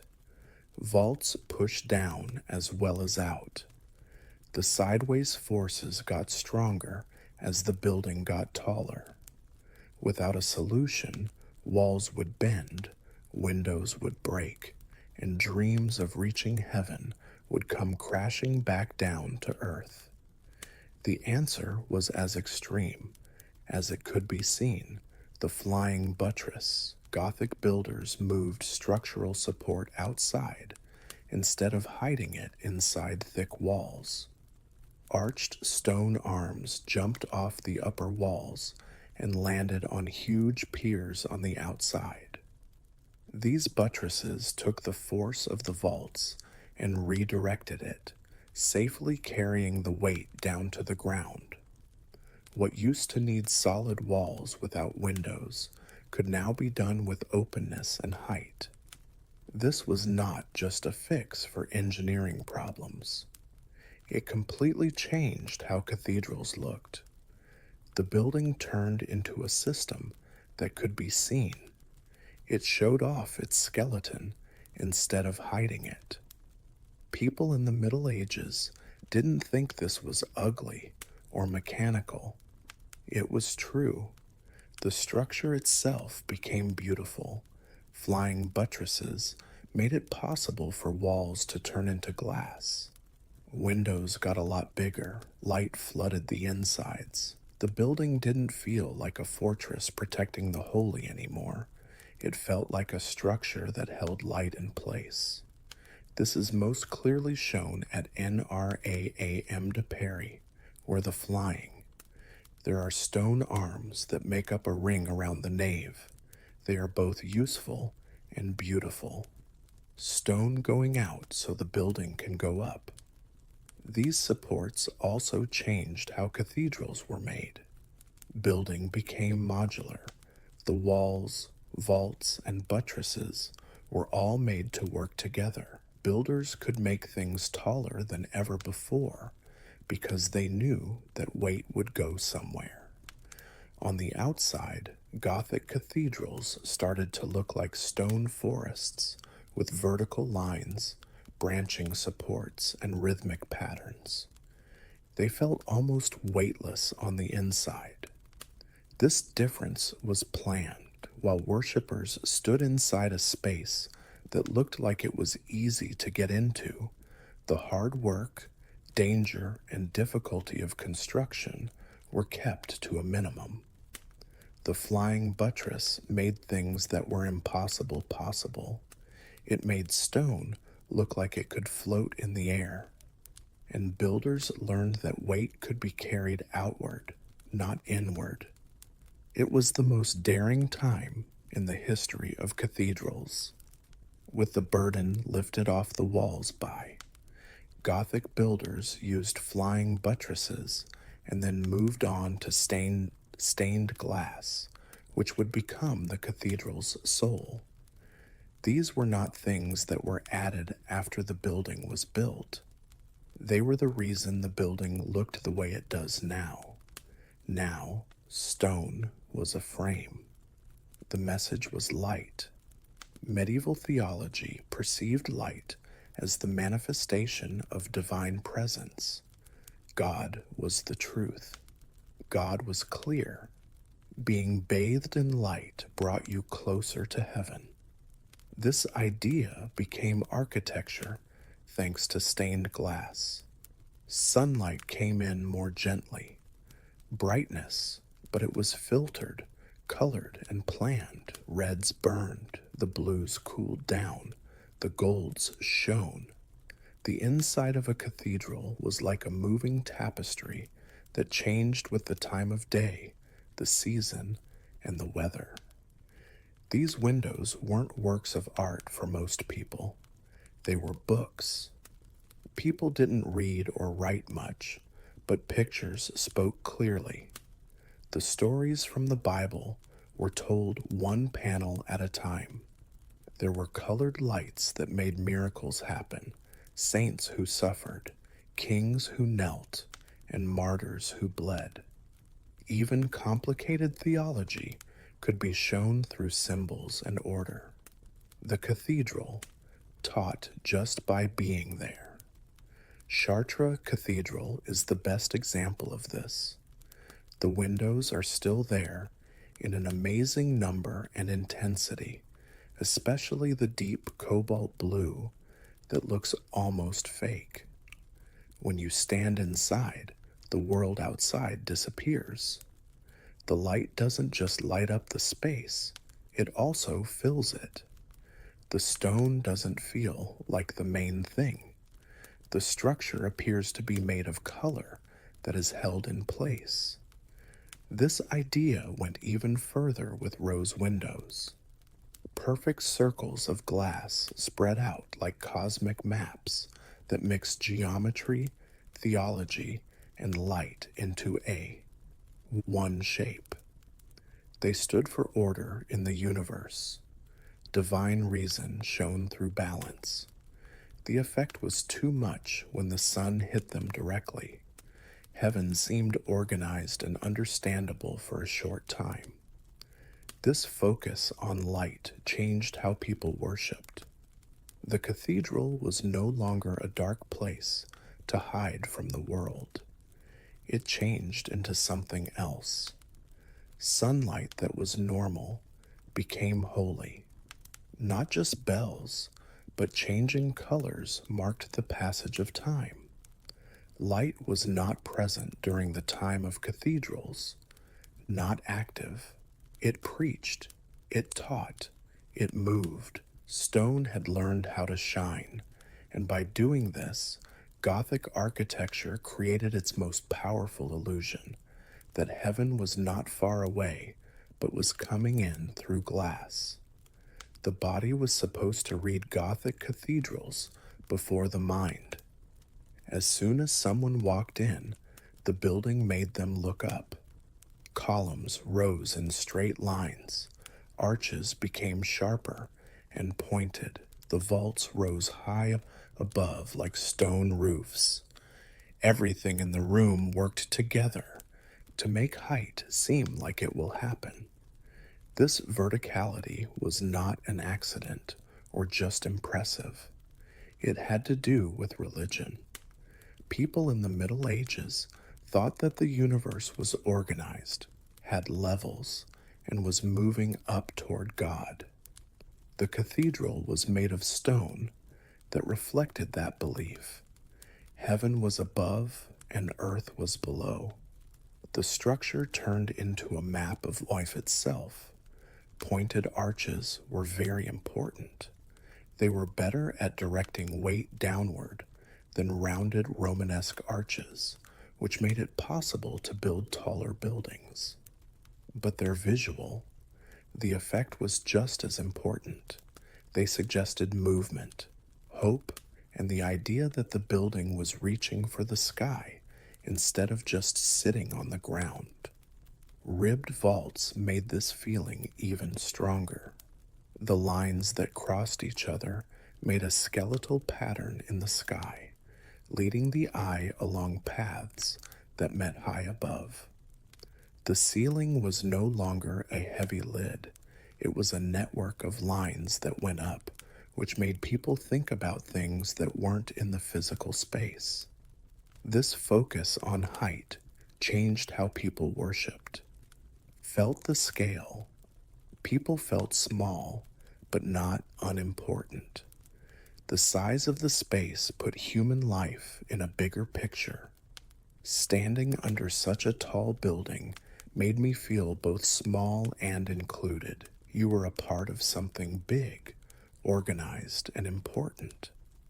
Verticality also had a social function. Cathedrals were the most important buildings in cities. These buildings told people who they were from miles away, long before towers or modern monuments. The first thing a traveler would see when they got to a town was the cathedral, which stood out above the houses and walls that are like a spiritual beacon. The city was below it. Faith was the most important thing in the landscape. But this height wasn't just about being the best. It was about where to go. The cathedral did not push people in or out. It pulled them up. Even people who weren't interested in theology couldn't ignore the physical feeling. The architecture required a reaction. Gothic builders turned stone into instructions by giving height meaning. The cathedral taught without using words. Look up, think up, and live up. In the time of cathedrals, heaven was not only promised, but it was also physically suggested by the arches and columns that rose toward the sky. A Gothic cathedral was never built by just one generation. It was a project that lasted longer than the people who planned it, built it, and sometimes even the original idea. Building could take decades or even centuries, making the cathedral a living process instead of a finished object. No one thought they would see the end when the first stones were laid. That was clear. Faith, after all, wasn't just for a short time.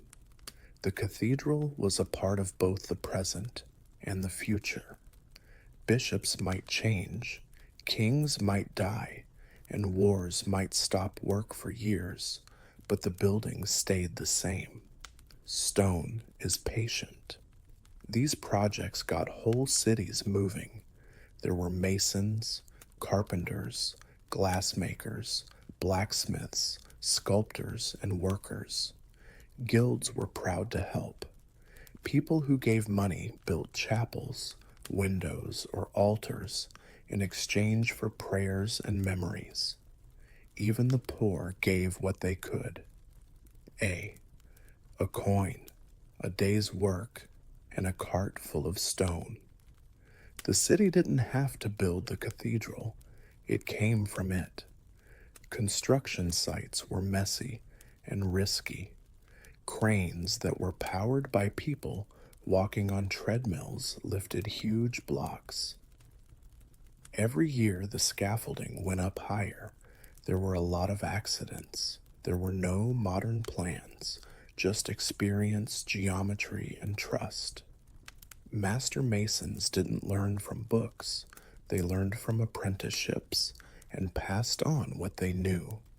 Because projects took so long, styles changed as it was being built. A nave could start out in one Gothic style and end up in another. New methods took the place of old ones. The towers were changed. Plans changed based on goals, disasters, or chances. The outcome was architecture that kept track of time. Layers of intention piled up in stone. Cathedrals also had an effect on city life. The streets curved around them. Markets came together close by. Pilgrims came with money and new ideas. The building became the city's spiritual and economic center. In places like Amy's Cathedral, scale alone said they were sure. This town wasn't going to fade away quietly. It was a city that said it would last. Continuity was the most important thing.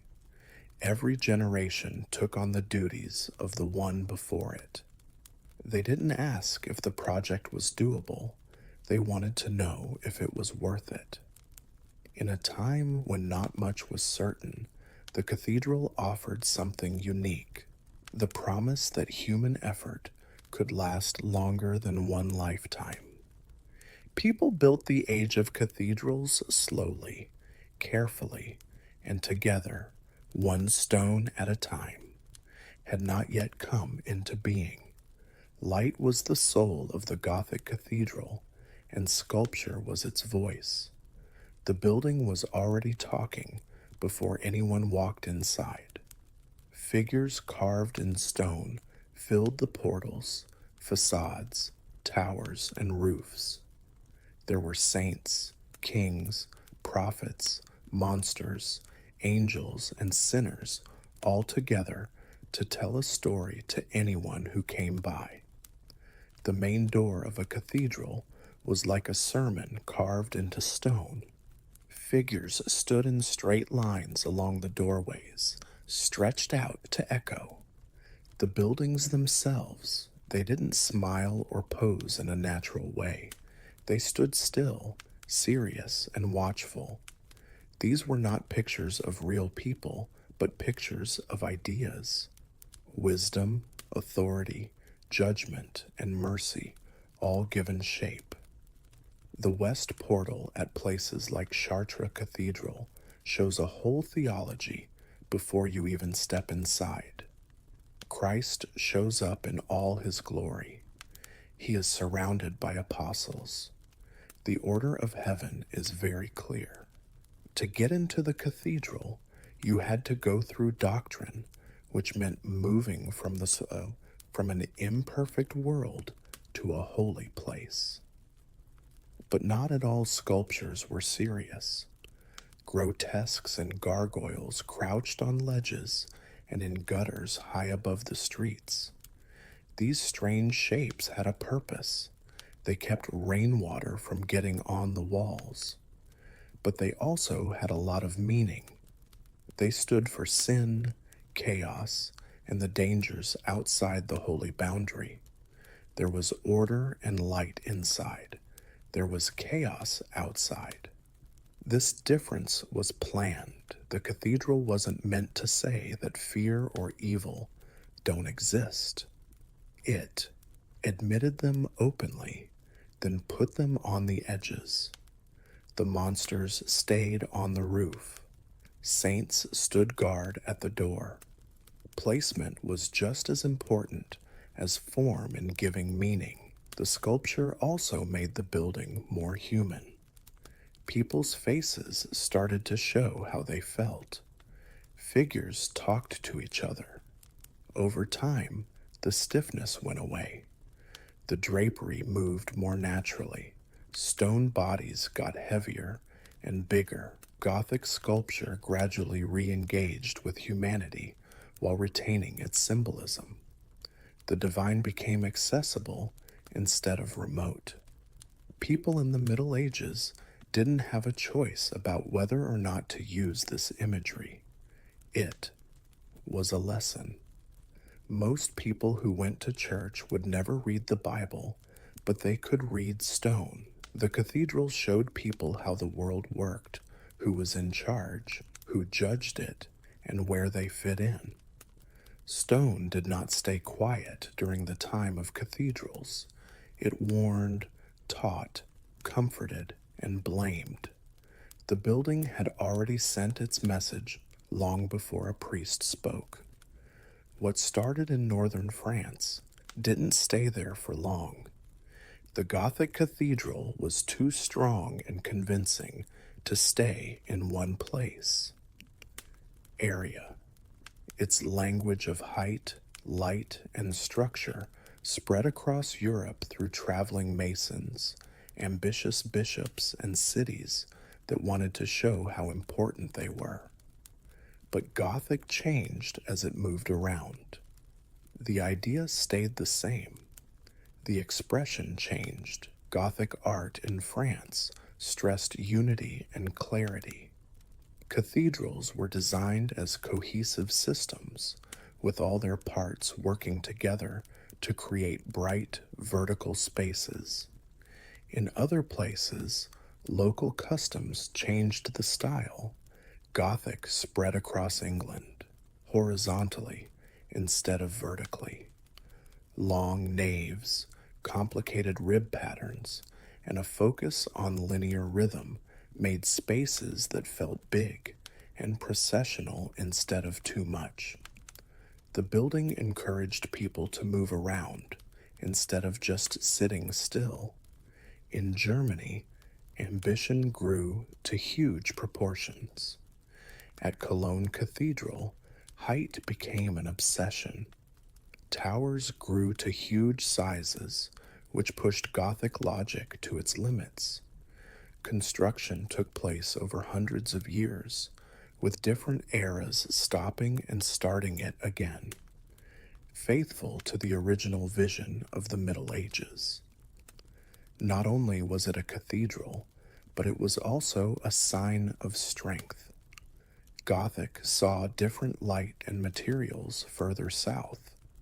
In Italy, the classical tradition never fully let go. Cathedrals like Milan Cathedral used Gothic architecture, but added a lot more decoration. There were a lot of spires on the roof. The darker stone was replaced with marble. The effect was more about the outside show than the inner glow, a stone forest that goes up into the sky. Even though the main idea stayed the same though.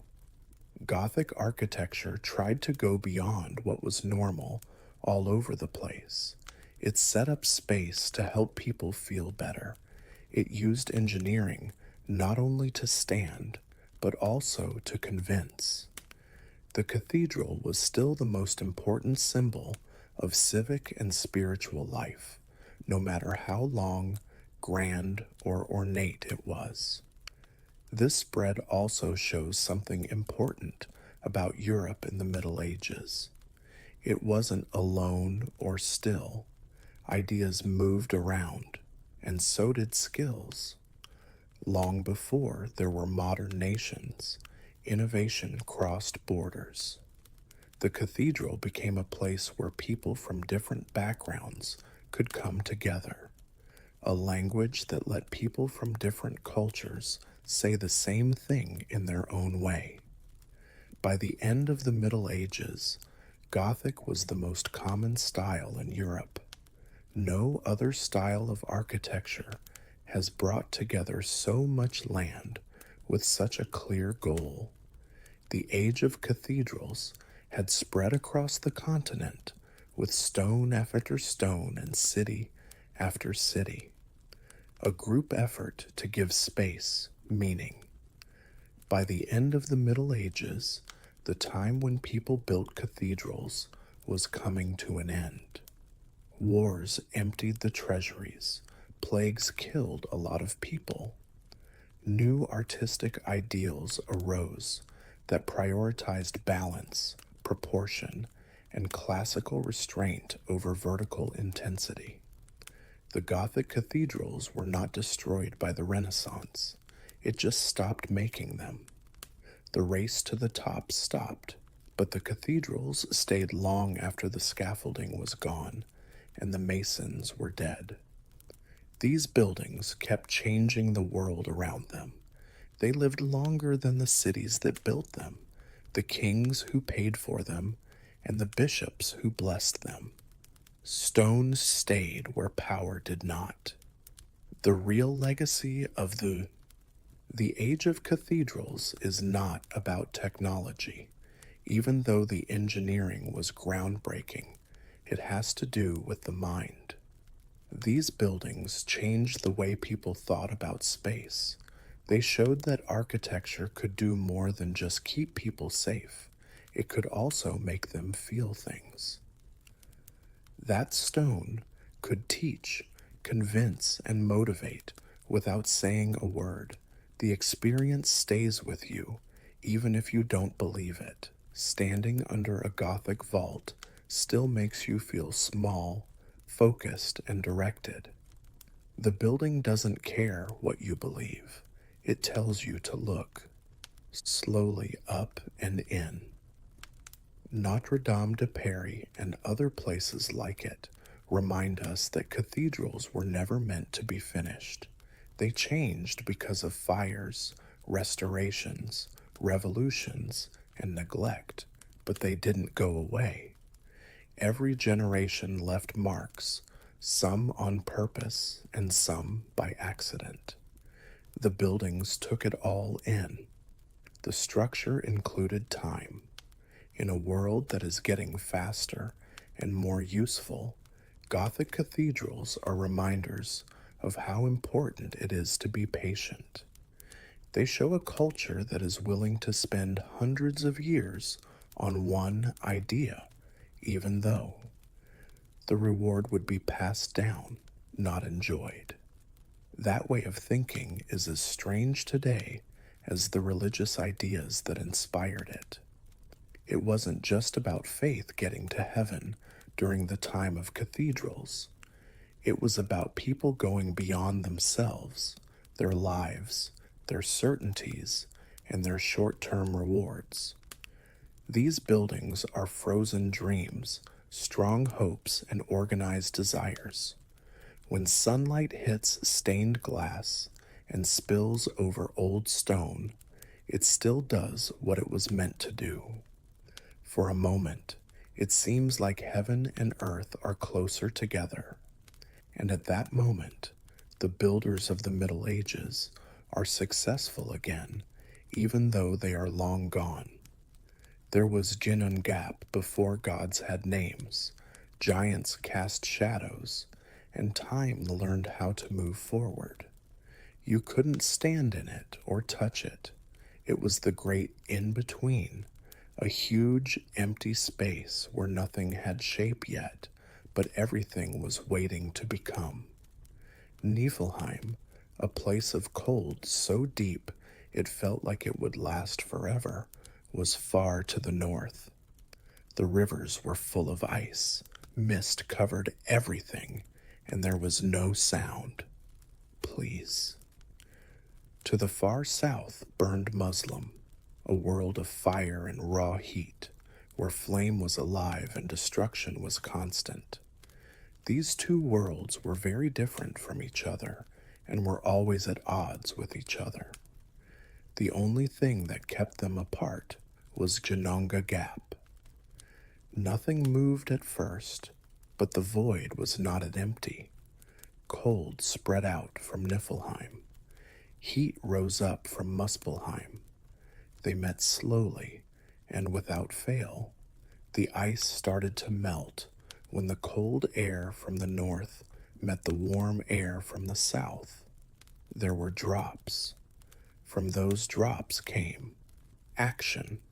Life came from movement, not gentle or pretty, but big and scary. The first giant, Ymir, came from the melting ice of Ginnungagap. He didn't mean to be born or care about it. He just happened. Collision, not order, was the beginning of existence. The cosmic cow, Audumla, came with Ymir. She gave food, like milk that fed the giant, and kept the first life going. She then licked the salty ice blocks, which slowly revealed another being that was hiding inside them. Over time, a shape came together. A god was found, not made. Buri, the god's ancestor. Norse creation was not clean or peaceful from the start. It was violent, random, and unstable. Not careful planning, but extremes clashing brought life into being. There was an imbalance that made the universe. Everything revolved around Ginnungagap, the quiet witness, the place where opposites could meet. It was not good or bad. It just let things happen. This origin tells us something important about how the Norse saw the world. The universe was never safe. There was never a guarantee of order. Creation was weak because it came from forces that could just as easily destroy it. In the beginning of the Norse world, there was no light or wisdom.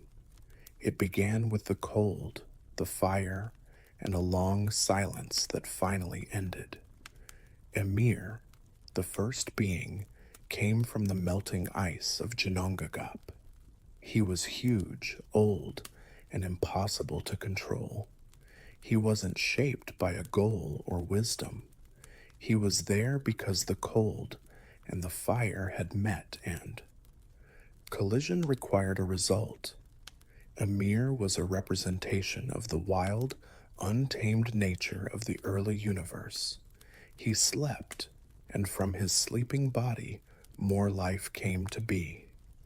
When Emir slept, giants came out of him. A man and a woman came out of the sweat under his arms. There was another being coming from his legs. Life grew without meaning, spreading out in strange and uneven ways. This was the first time that life existed, and it was all the giants. They weren't bad people in a moral sense, they were just huge. Forces of nature that are driven by hunger, instinct, and the need to stay alive. The giants did not make anything. They didn't make things orderly. They made it through, like mountains that walk and breathe. They filled the universe with their presence, heavy and old. At this point, the universe had no order, no balance, and no mercy. It was alive, but it didn't mean anything yet. While Emir slept and more giants came, Odumla kept working slowly and patiently. She licked the ice blocks that were left behind by the frozen rivers in Niflheim. More and more of what was hidden. What was hidden under the ice came out. First, there was hair, then a head, and then a whole body. Buri came out of the ice, not born, but uncovered. Buri was not the same. Emir was big and messy, but Buri was clear, shaped, and purposeful. He wasn't one of the giants, and he didn't stand up to them. Not yet. He was a sign that something new was coming into the world: lineage, continuity, and the chance for order. Bori had a son named Bor, who then had 3 sons of his own. These sons would not be creators in the strictest sense, but they would be gods. Not just sense, but shapers. The universe was already there. Their job would be to shape it. But at this point, the giants were still in charge.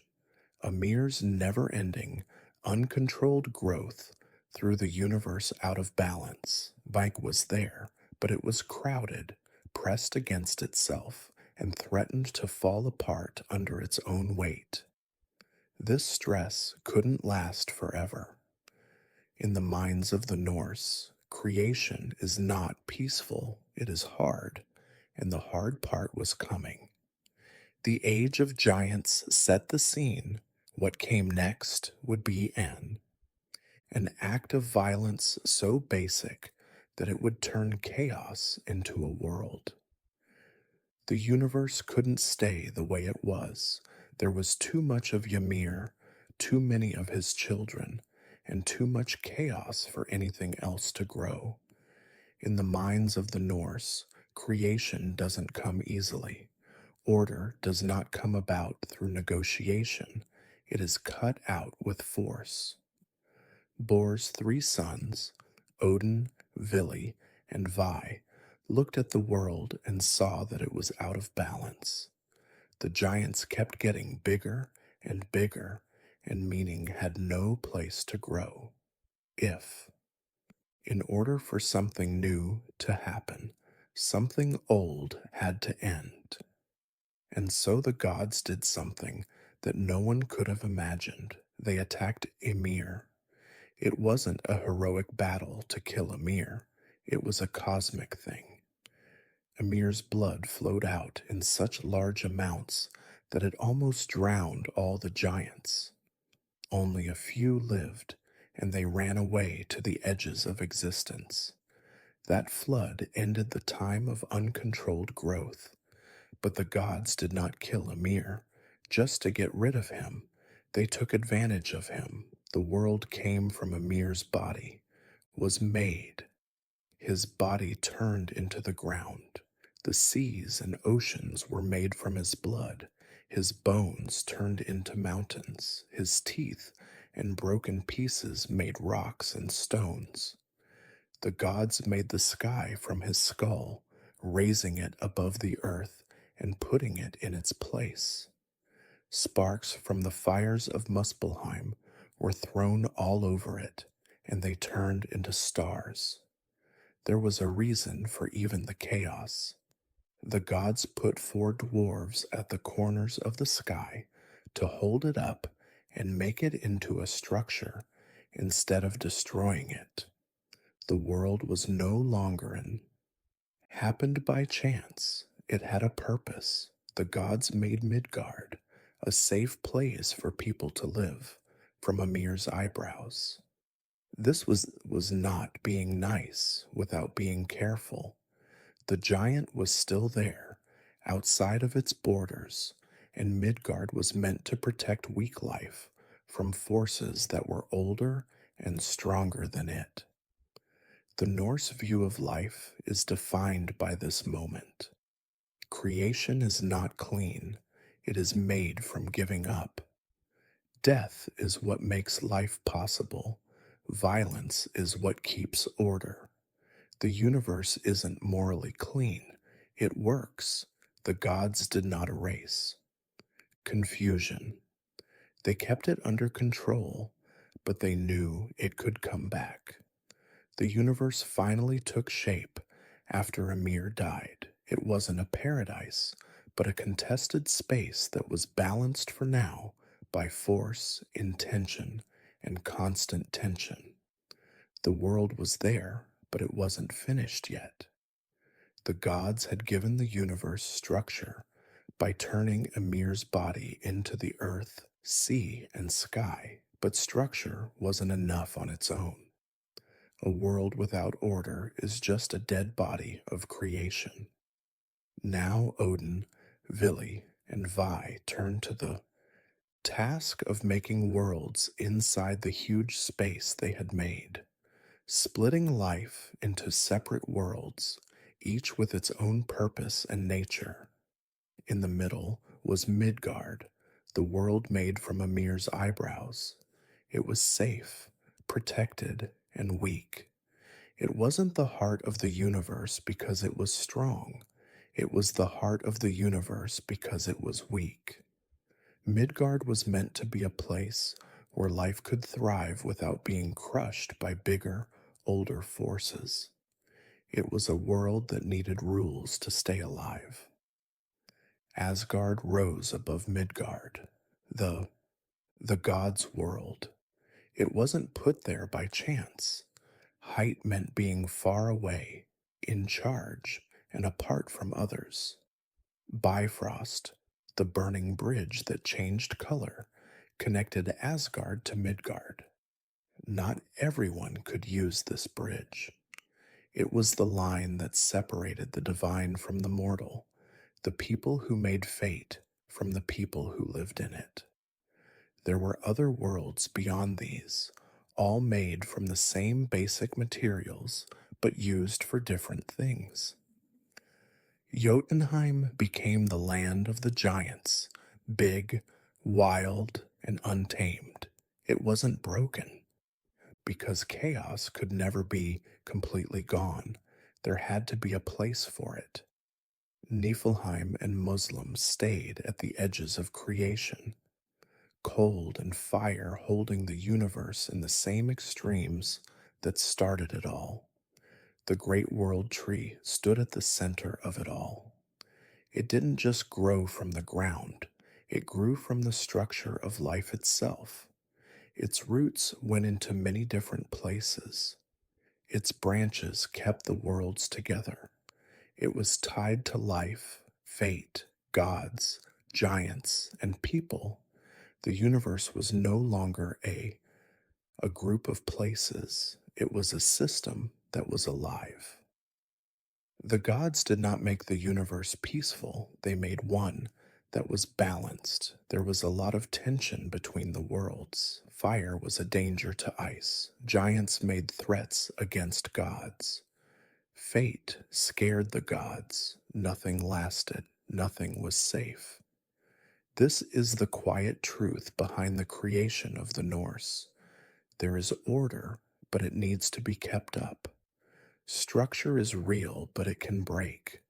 Even the gods were not outside of this system, they were tied to it. With the worlds shaped and held together, the, the universe could finally support life that had meaning. But the most delicate thing was still to come. Yggdrasil shaped and held the worlds together, but there was still one important thing missing: rhythm. Time had not yet learned how to move, even though space had already formed. The universe was all together, but it wasn't moving. It was like a big hall with no footsteps, no seasons, and no days passing. Cycles were necessary for life to really exist. The gods looked up at the sky from the sparks that were taken earlier from. Odin and his brothers now brought order to the Muslim world and the heavens. The glowing embers that had once been floating around became fixed lights. The stars took their places, directions made sense. The sky was no longer a lid that held things up, it turned into a map. Then they made day and night, two figures that were connected to motion and light came out of the giants, Night and her child. Day, night. Night rode first, dark and heavy, casting a shadow over the worlds. Day came next, bright and fast, bringing warmth and light. The gods put them on paths through the sky so that neither could rule forever. Darkness would always come back, but so would light. The sun and moon were also set in motion, flying across the sky for all time. They weren't free in the Norse view. Even stars and planets are being chased by destruction. Wolves chase them without stopping, snapping at their heels and reminding everyone that time itself is hunted. The sky was not calm. It was busy, threatened, and alive. Time started with these movements. Days could get through. The seasons might change. It was possible for things to grow and die. The universe was no longer stuck in one moment of creation. It could get old. This is very important for understanding how the Norse saw the world. Time is not a present. It is a situation full of stress. Everything that is real is moving toward an end. The sun shines as it moves forward, but it is being chased. The moon shines, but one day it will be caught. The gods accepted that things would happen by giving the universe a rhythm. Cycles meant doing things over and over, but they also, being tired, birth meant death. Movement meant falling apart. But nothing fragile could live without time. Plants couldn't grow. Things could not change, meaning couldn't build up. The worlds were no longer just shaped when night and day started to move. They were alive. And now, in this moving universe, the gods were ready to make something that could walk through time itself. The gods turned their attention to something smaller and more fragile than mountains or stars. Once the world was set in motion and time was flowing through them, more fragile than the stars or mountains. They walked along the shore where the sea met the land. There was driftwood all over the place, shaped by the waves and worn smooth by time, but it was dead. Odin, Vili and Vi found two trees there. One was an elm tree, and the other was an ash tree. They were still, silent, and rooted in place, a part of the world, but not yet alive in it. The gods did not turn them into weapons or servants. They decided to create something new instead. People who would live in the world, not above it. Odin was the first to step forward and give them air. Not just air in the lungs, but the energy that makes things move, the spark that makes things alive. That breath brought with it life and awareness. Vili followed them and gave them movement and will.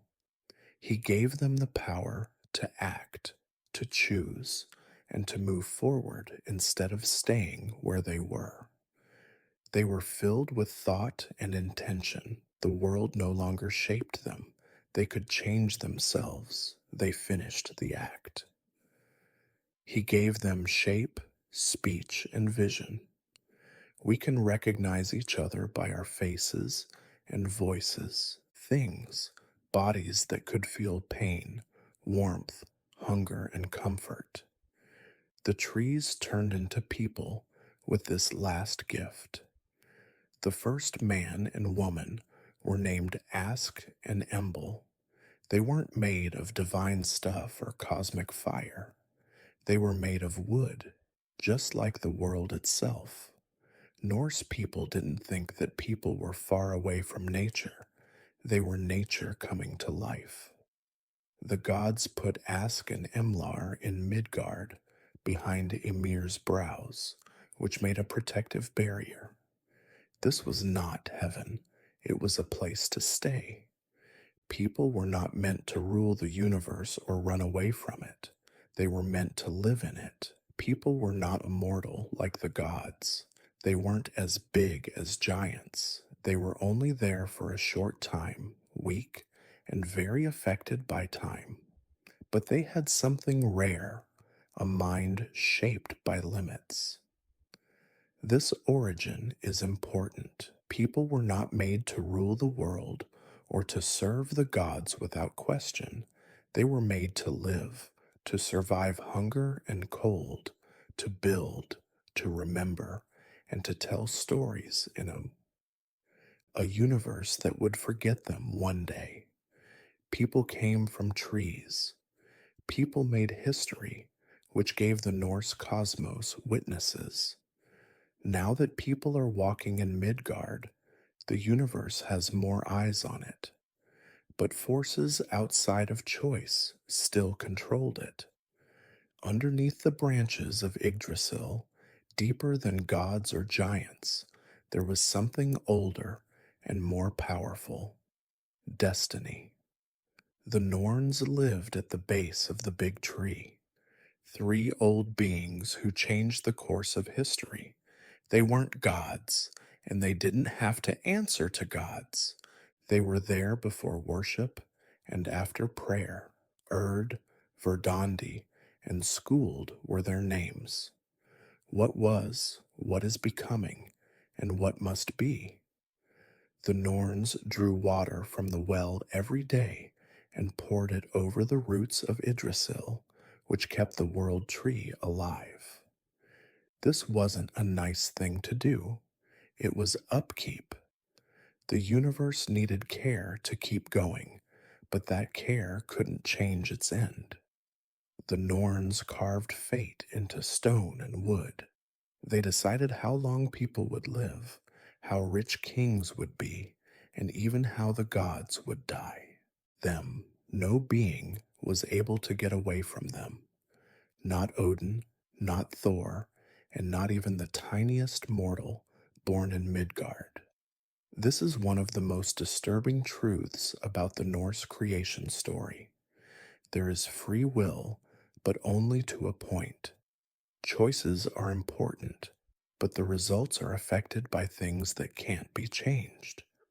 Courage is significant precisely because it cannot avert death. Honor matters because it doesn't mean you'll win. People lived with this knowledge. Life was short. The winters were hard. It was unclear if they would survive, but meaning didn't come for safety. It came from taking action while fully aware of the risks. To live well, one must confront fate rather than evade it. This was clear to even the gods. Odin gave up an eye to learn, not to avoid his fate, but to understand it. He knew how the story would end. He still decided to walk ahead. This way of looking at the world affected everything. People admired heroes not because they lived a long time, but because they did the right thing in a short amount of time. Being a coward was worse than dying. Memory was more powerful than survival. With destiny, the Norse universe became more stable when it was woven beneath the roots of life. Creation was no longer just the start, it was a path. Things kept going, but not toward peace. They were going toward a known end. But life went on. Gods were in charge. People made it. The giants waited. The world went on, balanced on a tree whose roots drank destiny itself. But fate doesn't stay quiet forever, and the last cycle was already on its way. The end of creation was already written down as soon as it found balance. The Norse universe was never thought to last forever.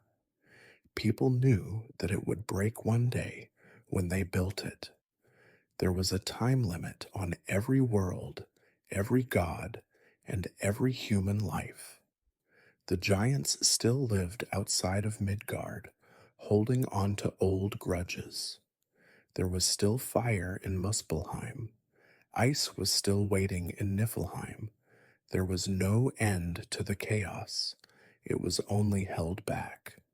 And in the Norse vision, restraint is always temporary. There were signs of the future in the present. Along with gods, monsters were born. Fenrir got too strong to be. Believed, Jangunda went around the world, biting its own tail. The dead were ruled by Hel. Her kingdom was slowly filling with souls. These were not mistakes, they were the results. Creation had its own dark side. Yggdrasil also had problems. It was always being attacked, even though it held the worlds together. Animals chewed on its roots. The rot moved in. The tree was alive, but it was never safe. Living required constant strength. The honesty of this worldview is what makes it so special. The Norse did not envision a universe saved by progress or moral growth. There would be no final peace or perfect solution. There would be no redemption, only collapse. But knowing this didn't make me feel hopeless. It gave me a different kind of bravery. Knowing that the world would end gave meaning to what happened before it did. Loyalty was important because people could betray you. Love was important because loss was unavoidable. People judged acts not by their results, but by their intentions. The gods themselves were this tension. They made laws and built halls, protected people and fought chaos, even though they knew it would win in the end. Their greatness was not in winning all the time, but in not giving up. This is the last lesson that comes from Norse creation. Life is valuable not because it lasts, but because it happens at all. A world that ends has meaning. It is valuable because it is fragile. So, the universe was now fully formed. 9 worlds held together by a hurt tree, ruled by gods who knew they would die, and lived in by people who lived for a short time but left a strong impression. The work of creation was done. There was only one chapter left, and it wasn't the first one, it was the last one. In the Norse mind, creation doesn't go in a straight line. It bends. It bends back toward where it started. The same forces that made the world will one day destroy it, bringing everything back to a familiar state. Not peace, but silence. Ragnarok is waiting at the end of time, not as a punishment or a mistake, but as a fulfillment. Fire will come back from Muspelheim. Ice will come free from Niflheim. Giants will cross lines that have been there for a long time. The gods will fall, not because they were weak, but because the building they made was never meant to last. Yggdrasil will shake, the sky will break, the sea will rise up and cover the land it used to circle. Order will fall back into motion. The universe will remember what it was like before names, shapes, and laws. But this is where the Norse story refuses to end in nothingness. Something is left after the destruction. The fire will not last forever. The water goes down. The earth comes back up from the sea, green and new. Some gods don't die. Life doesn't all go away. A new world comes into being, one that is quieter, cleaner, and shaped by memory instead of ignorance. People live too. Two figures that are hidden and safe enter the new world. Just like Embla came out of wood, people start over, not as conquerors, but as heirs. They live on the same earth and under the same sky, but they have to deal with what came before them. This return is not a new start. It goes on. The the universe remembers its pain. It moves it forward. It is not promised that the next world will be safer or nicer, only possible. And after everything, silence comes back. Not quite the empty space of Janunga Gap, but something like it. A stillness that has potential instead of nothingness. The same silence that once let fire and ice meet is now waiting again, calm and uninterested. This is the whole story of how the Norse gods made the world. Not a tale of everlasting triumph, but of continual transformation. Life rises, structure takes shape, and meaning is created, and when everything goes wrong, something stays the same. Not perfection, but potential. In the Norse world, being alive is a way of standing up to nothingness over and over again. Creation starts in silence and ends in silence. In between those silences, life shines brightly because it knows it won't last. Maybe that's why it matters.